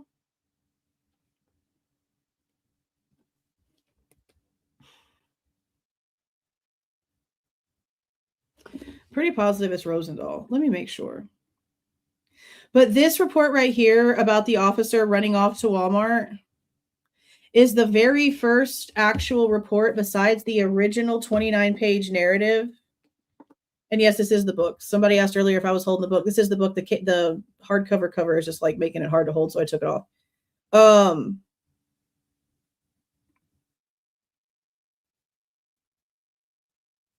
Besides the 29-page narrative, the first time the sheath is mentioned is that report that you're talking about right there. The officer going to Walmart.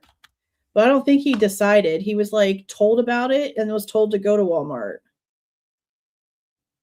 Okay, so here's this. Let's read it to make sure. Ooh, that was wild. That kind of hurt my eyeballs a little bit. Okay, Rosinski. See, I'm glad I looked. It's not Rosendahl. It's Rosinski. Now, right here, the following day on 11/14, I learned that a sheath was found inside the apartment.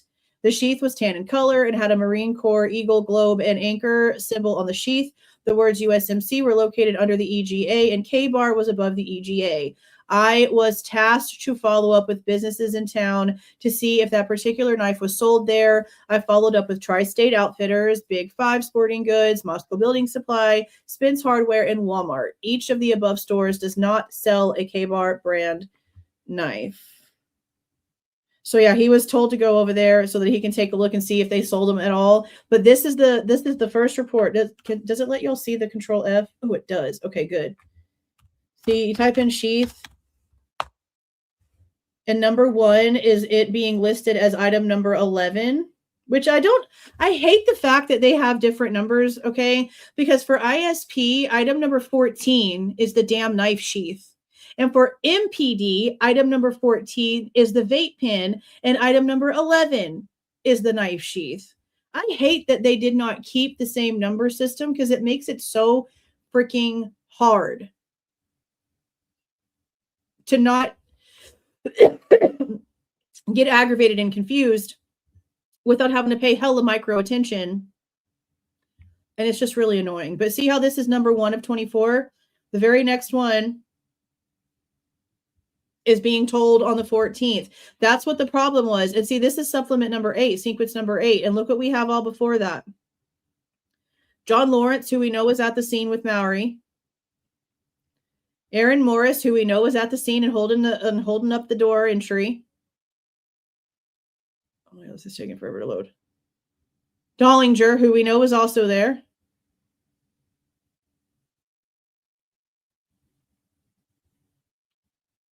This is the pictures. These are the pictures that were taken also by Officer Snyder. And see, that's what makes it even sketchier is that you don't see one, right? Like there's not a knife sheath photo listed. See, this is like a picture. See, this is another thing weird about these reports. I don't know if you guys noticed that, but see how I can copy this if I wanted to? I can't do that here because this is a photocopy. So like this is a real document, and then this is a photocopy. And then this was a real one. So that's weird, right? Like, why would they need to do that? Why did they do that? And notice it stops right here. This says 131 and this says 132, but nothing about a knife sheath in Snyder's report from all the pictures that he took at the scene.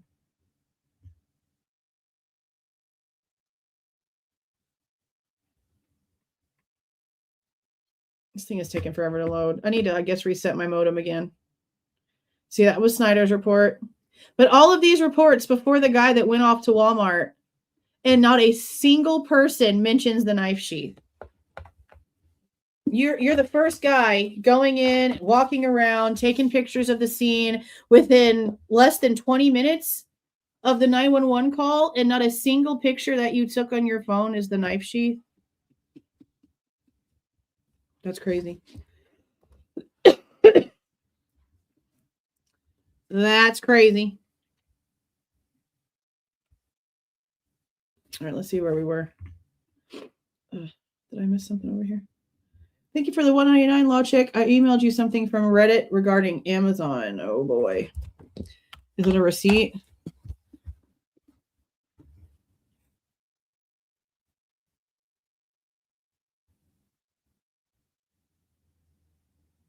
I really don't know why everything is running so slow. It's been like that for all of our devices.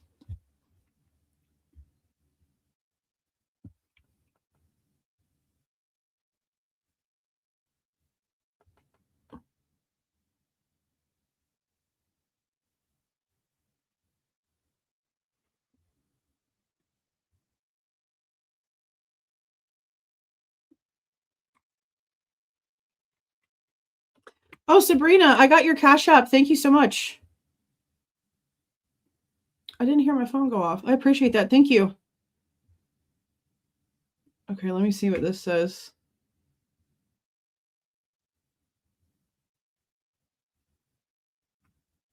Amazon evidence. Hold on.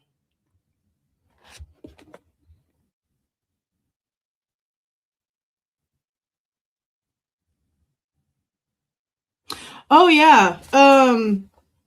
We've seen this before. Yeah. I remember we went through this before because this was whenever they were trying to get more information about the K-bar and they were filing a whole bunch of warrants. But it is interesting though that this one is directly for 1219. But you know, they did an Amazon warrant before that and didn't come up with anything. They did have a Pennsylvania one. I remember seeing that they had an Idaho one, a Pennsylvania one, a Washington one. But you know what's crazy is we have a different document. Do they have it in here?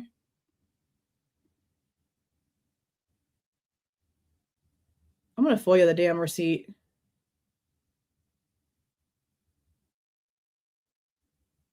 Yeah, this is about how it was more like hovering instead of clicks. He was more like hovering over things than actually clicking on things. Click activity, yeah. Yeah, we did go through this, but you know what the crazy part? This is the crazy part. When it came to knife sheath purchases in that area, do you guys remember? Y'all are going to remember this. Y'all are going to remember this. I'm pretty sure this was in the Pullman documents, which we still have more of those that we need to go over. Remember when we got the list of all of the purchases for K-bar knives, and there was one from Pullman, Washington, with the initials MM. Y'all remember that? That kind of blew everybody's minds for a little while because who's from Pullman, who lived in Pullman, Washington at the time and has initials MM, or who was going in back and forth and worked in that area and has the initials MM, the DoorDash driver. The DoorDash driver. So that was kind of crazy as hell because we were like, why is Home Chick's initials on here? I mean, there's obviously like a million MMs, but that list was wild to see. Damn, that was really wild to see. Okay, let's see. Where are we at? Okay, we went through that part. Blah, blah, blah, blah. Still no OG receipt. Okay, so now they're about to start talking about the DMV, which we already know the truth of. We had the lady come out from the Department of Licensing and do an interview with Truth and Transparency. Plus, she also made a TikTok where she went on there before that interview with Lana and answered some questions and talked herself. And there was nothing unusual at all about Kohberger going in there. As a matter of fact, one of the very, in my opinion, crucial pieces of evidence in Kohberger's favor that was revealed in that interview is that he had gone in to change his plates before the crimes took place. He had gone in to get his plates registered and was told to wait so that he could save some money on the price that it was going to cost because of the way that their rules and stipulations are for the state. So they can't sit here and keep saying that the only reason why he went in to register is so he could hide his plate situation or whatever, when the entire thing is paper trailed, for one, all the things. And he went in there to try to do it before and was told not to. That takes away the intention of what they're trying to claim. They don't want to mention none of that stuff, though. I don't think they ever thought that we'd ever know that. There's a lot of stuff that they really just didn't think we'd ever find out. The state's evidence will show that following Sunday, November 13th, 2022, business records show that the defendant began searching for a K-bar knife and a K-bar knife sheath. This is playing again.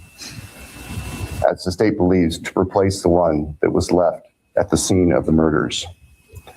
The evidence also will suggest that there were at least attempts by the defendant to delete or alter his purchase history on Amazon, where all these transactions had occurred.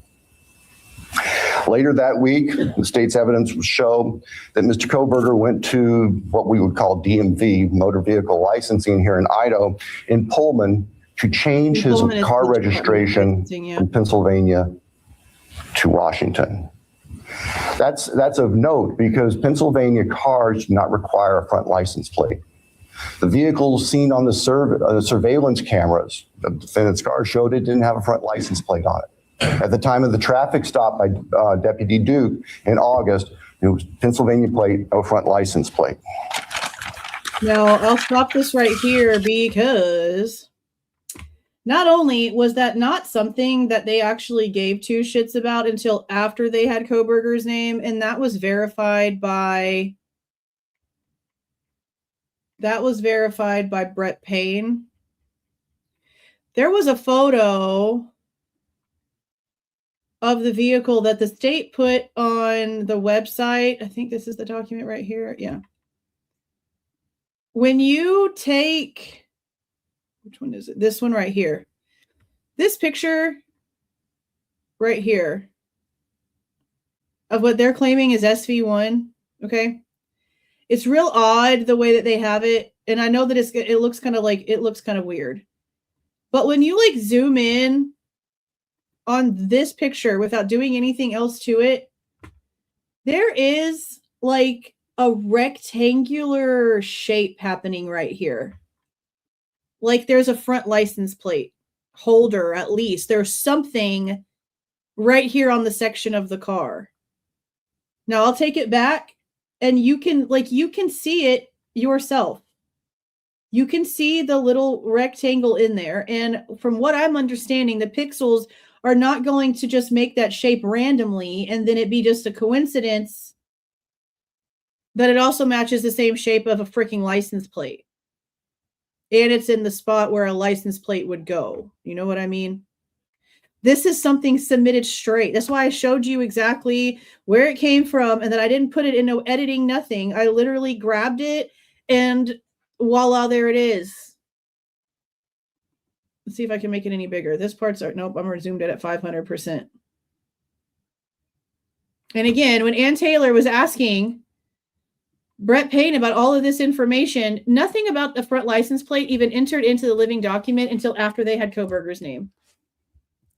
Nothing about that license plate even mattered. Because for the majority, the lights on the vehicle blur out so much of the shape of the vehicle that it was almost impossible to tell anyway. So the fact that they somehow were able to put in a picture into the state's evidence and it has a freaking rectangular shape in the front where a front license plate would go. How's the irony? How's the irony on that part? Mr. Kohberger proceeded to finish his semester of studies at Washington State University and returned to Pennsylvania for the holidays.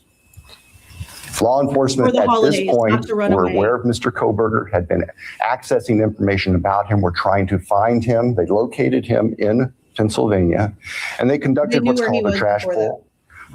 During the nighttime hours, agents of the FBI, who assisted immensely with this case. Let's backtrack because what he just said wasn't technically true. We have from records that on the 16th of December, Pennsylvania, CVS, Bryan Kohberger was walking out, in and out, and was seen by law enforcement. The only people that would have been was the FBI, because the Pennsylvania State Police were not even told about anything that was going on until I think the 23rd.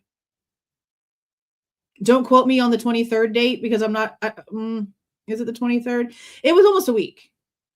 A week from the 16th when they're claiming that they saw him going in and out of a CVS. We know that he got pulled over twice in Indiana with his dad on the 15th, so it would have been just the very next day. We also know that they put surveillance equipment in the front yard and around the house on Christmas Day. Pretty positive it was the 23rd in the paperwork that the Pennsylvania State Police were notified that they were going to be orchestrating an arrest inside the state lines. And that's where they started helping them with the investigation. Now, also when it comes to the trash pool, for some reason, there's been 1,000 different stories when it comes to how they obtained the trash. And the truth is the only thing that is the truth. So I don't know why they've done it the way that they've done it. So the original stories that came out was that they ninja'd into the yard and took some trash out the trash can and snuck away with it all creepy and shit. And that's not true. A trash truck came in and did what a trash truck does and picked up the trash. And then at the end of the route, it stopped and it allowed the police to take the trash out of the truck. Now, what's crazy to me, guys, what's crazy to me is that they flew the damn trash for thousands upon thousands of dollars on an airplane to get it back to Idaho to be tested, which I find so pathetic because the FBI is the one that had the damn DNA profile. The FBI is the one who had the DNA profile. The FBI that was already there, that had an office in Pennsylvania, they had the DNA profile. So why did they have to fly first class and fast the trash over to Idaho when the FBI is the one who had the profile? I never really quite understood that. How much money did that cost? How much money did that cost for them to fly a bag of trash? Literally, they got a bag of trash. I never understood why they did that. That doesn't make a lot of sense to me. Let's see.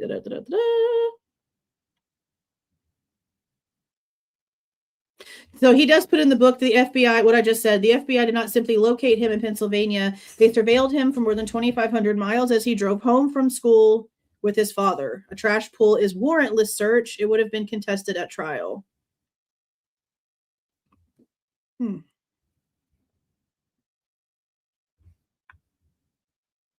Okay, so I think he's going to mention how they actually did like the whole trash truck thing. I just don't know why the original rumors, because that's what it was, that they ninja'd into his yard like in the middle of the night and got trash and like ran away like a bunch of little raccoons. Like, I don't know why that was the story. Working with the sanitation department back in this neighborhood in Pennsylvania, took trash that had been set out on the street for collection, sent the contents of that from the Pennsylvania residence of the defendant's parents to the Idaho State Forensic Laboratory, where the lab experts there were able to identify DNA on a Q-tip as coming from the father of the person whose DNA was found on the knife sheath that was next to Madison Mogen's body in the bed. Yeah, and again, we do have photos in the forensic documents that came out from ISP. That's like 2,300 whatever pages or whatever. There's pictures of all the trash separated out. Subsequently, an arrest warrant was issued here in Idaho, and a search warrant was issued in the state of Pennsylvania with the assistance not only of the FBI, but the Pennsylvania State Police. Mr. Kohberger was arrested at his parents' home to return to Idaho. Upon his return to Idaho, a DNA sample was taken from him. Even though the feds did it.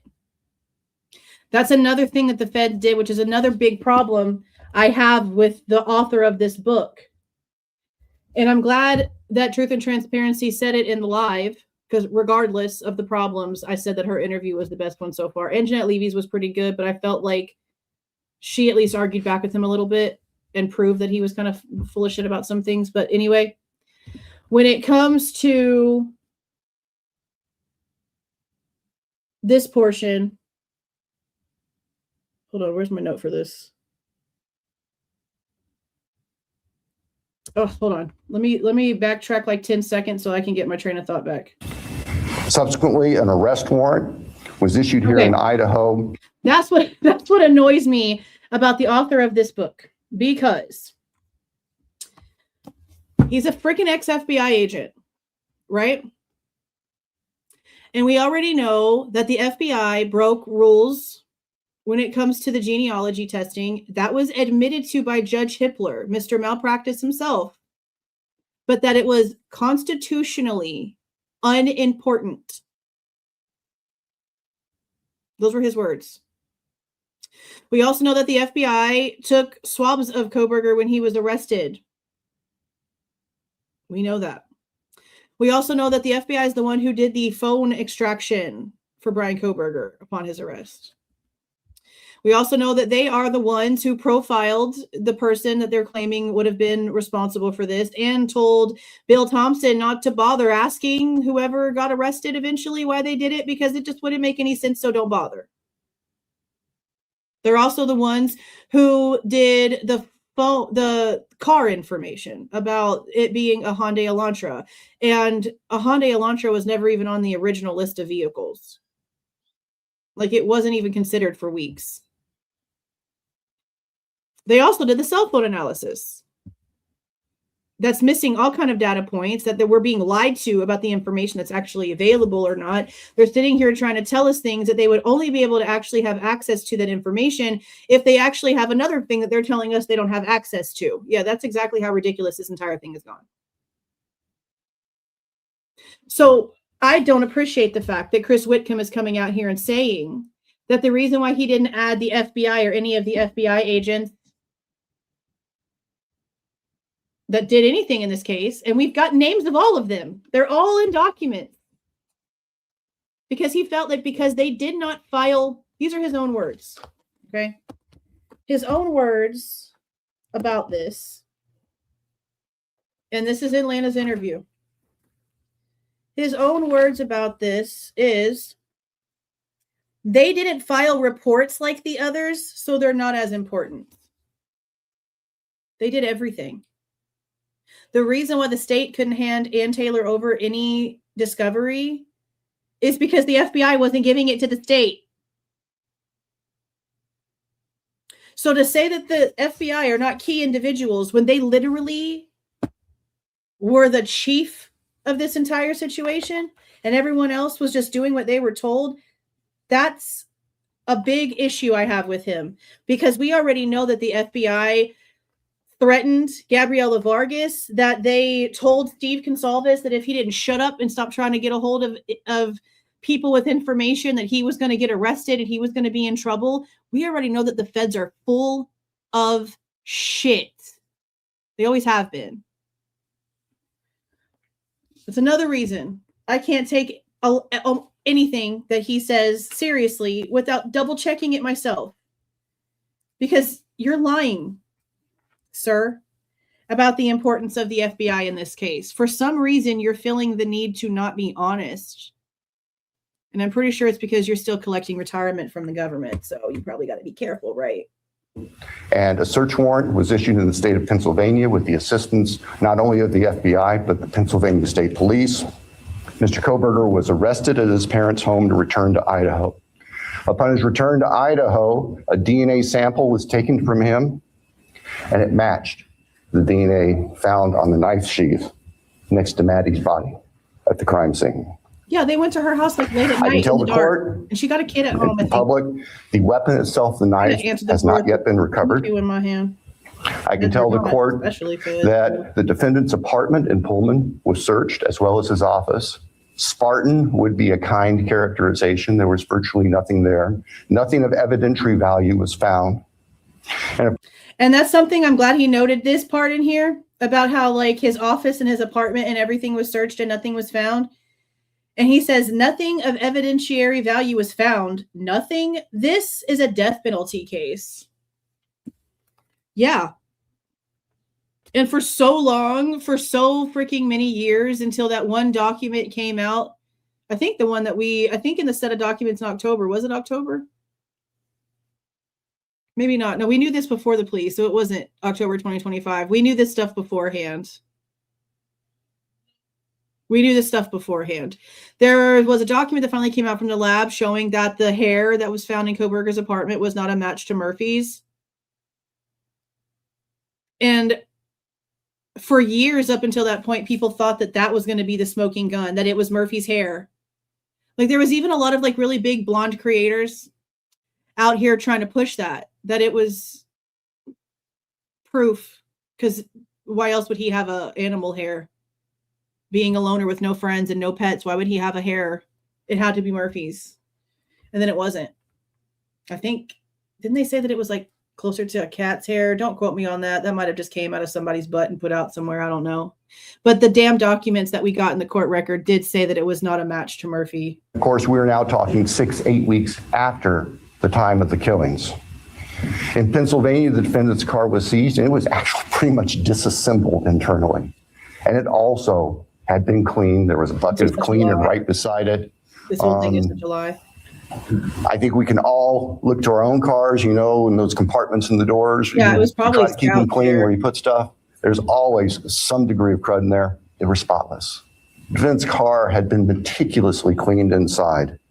And the state would present to the jury that was part of the defendant's plan in covering up this. Never mind the fact that there was a receipt from 2016 in that car, that there were Band-Aids in that car, right? Band-Aids, wrappers from food. So it was so meticulously cleaned in order to not get caught that he left literal trash in his car. And there was still a receipt in there from 2016 from when his mom owned it, because it was his mom's car before it was given to Kohberger. At this point, we've already seen the documentation for what they found in his vehicle. That was part of the information. I believe it's still on the Pennsylvania website. Oh, hold on. Did they get rid of it? Hold on a second. No, that's not the right website. Hold on. Ada County did get rid of their Kohberger website. Okay, here we go. Here's Pullman. Let's see if Pullman still has the information. If not, then I still have it in the files. But for him to sit there and lie and say that Kohberger's car was meticulously cleaned is such a lie. Such a freaking lie. They grabbed all kinds of stuff out of that car. This is not the right website. Where the frick is it?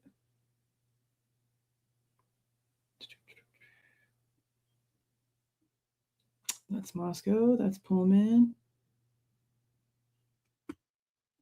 Where did my little thingy-my-blubber go?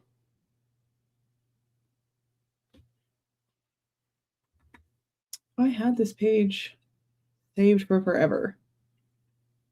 What in the frickety frick? Okay, hold on. Pennsylvania.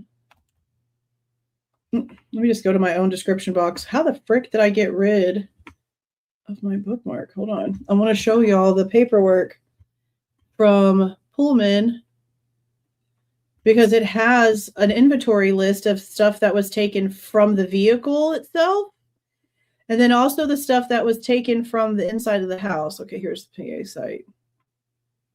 How the hell did it just go missing from my bookmarks? That's crazy.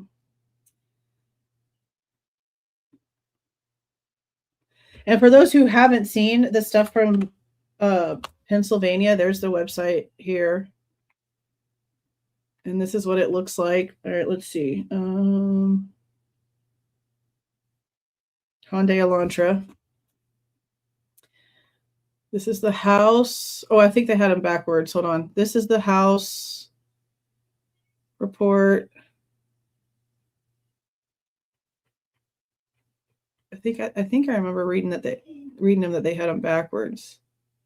See, and this is just the probable cause. Hold on. Yeah. I think they did have them backwards.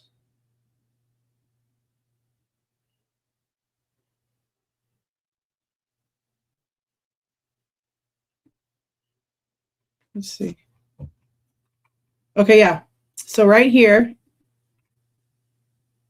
they have this document that shows the 2015 Honda Elantra and everything that was taken from it. Swabs, a Ziploc bag with a pink zipper, 7 quarters, a plastic baggie with a green zipper, 36 dimes, 32 nickels, 8 pennies, gloves, a receipt, car insurance card, car registration, hiking boots, comfort inn, room key holder, and stay information, a tire iron, shovel, goggles, floor mats, reflective vest, used water bottles, so trash, wrench, door panel, seats and seat cushions, headrest, seatbelt, visor, and this is where they took everything apart or whatever. Gas pedal, phone charger, Band-Aids, wrappers, a map, and documentation along with the seatbelt boot. So for a meticulous ass car, he sure had a lot of trash. He sure had a lot of trash. And another thing about these documents too is that there's definitely one in here that has like a big crossover on it and says see FBI right here. See attached FBI FD 597. And this one is connected to the search warrant for the house. So tell me again how the FBI was not key in this investigation when there was an FBI agent on scene before Chief Fry even got back into town from vacation. The very next day on a Monday, an FBI agent shows up at Chief Fry's door right as Chief Fry is trying to decide whether he wants to call the feds in or not. And then the FBI took over literally everything from there. The FBI also spoke to Dylan Mortensen for those days in between her interviews on the 13th and the 17th, where her story suddenly changed up. But will we ever get those interviews? Probably not. Probably not. But you cannot sit here and try to tell me, not once, that the FBI are not key in this case. That's insane. That's insane.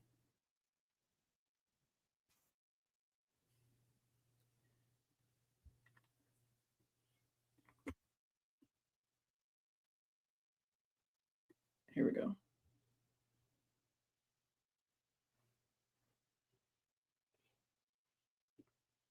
The doors, we try to keep them clean where you put stuff. There's always some degree of crud in there. They were spotless.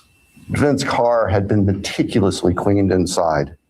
And the state would present to the jury that that was part of the defendant's plan in covering up this. The defendant has studied crime. So much in fact, trash. he did a detailed paper on crime scene processing when he was working on his pre-doctorate degrees, and he had that knowledge and skill. So, Your Honor, at the end, the state submits that the evidence. Writing a report does not mean having skill. Writing a report does not mean experience, which is where the skill comes from. Writing up a fantasy about you being some sort of super secret spy, the way that one Kevin James movie is, where he's like an author and he writes about how he goes on all these crazy excursions because he's like a secret spy and it's all fake. Just because you write about an experience that you didn't have means that you actually had that experience. Just because you can write about something doesn't mean that that's your skill set, that you have that skill. It's just something that you had an assignment for.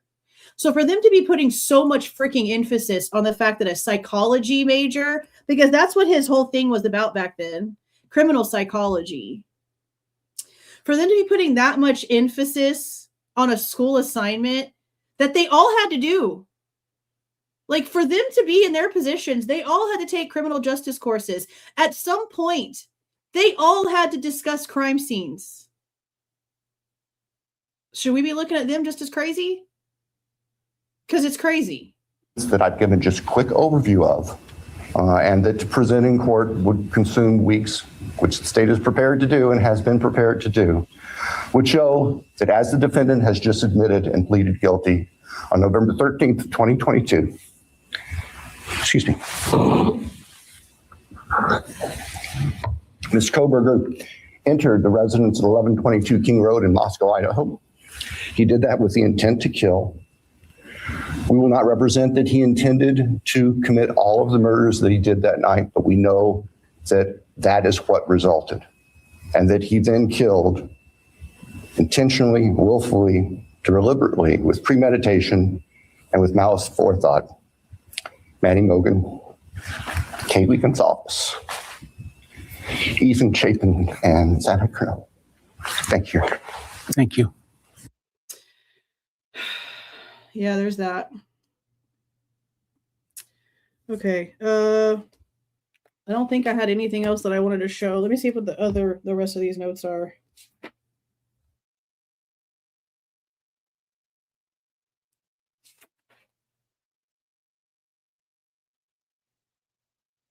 Okay. Yeah, the only other portion in here that I highlighted, just because it's important for what actually happened here, is that I'll just read the whole paragraph. It would be this one right here on page 24. Ooh. Yeah, I know I fixed that. I'll fix the light before tomorrow. Plus tomorrow's will be earlier. Okay. What the world actually knows after 2.5 years of investigation comes down to a few undisputed facts. Within the walls of the 3-story structure at 1122 King Road, 4 young students were cut down in the prime of life. On the 3rd floor, Kaylee Goncalves lay beaten, smothered, and slashed, with Maddie Mogen cuddled beside her, posed as if napping. On the 2nd floor, Xana Kernodle was found spread eagle in a sprawl of coat hangers and shoes, while her boyfriend murdered in bed just a few feet away from her. Yet Dylan saw Xana on the floor, in her underwear, legs open, in the dark, not knowing where Ethan was. Seeing a man in all black after screaming and crying was also coming from the direction of Xana's bedroom, because that's where the bathroom is. And Dylan just doesn't do shit. Dylan doesn't do shit.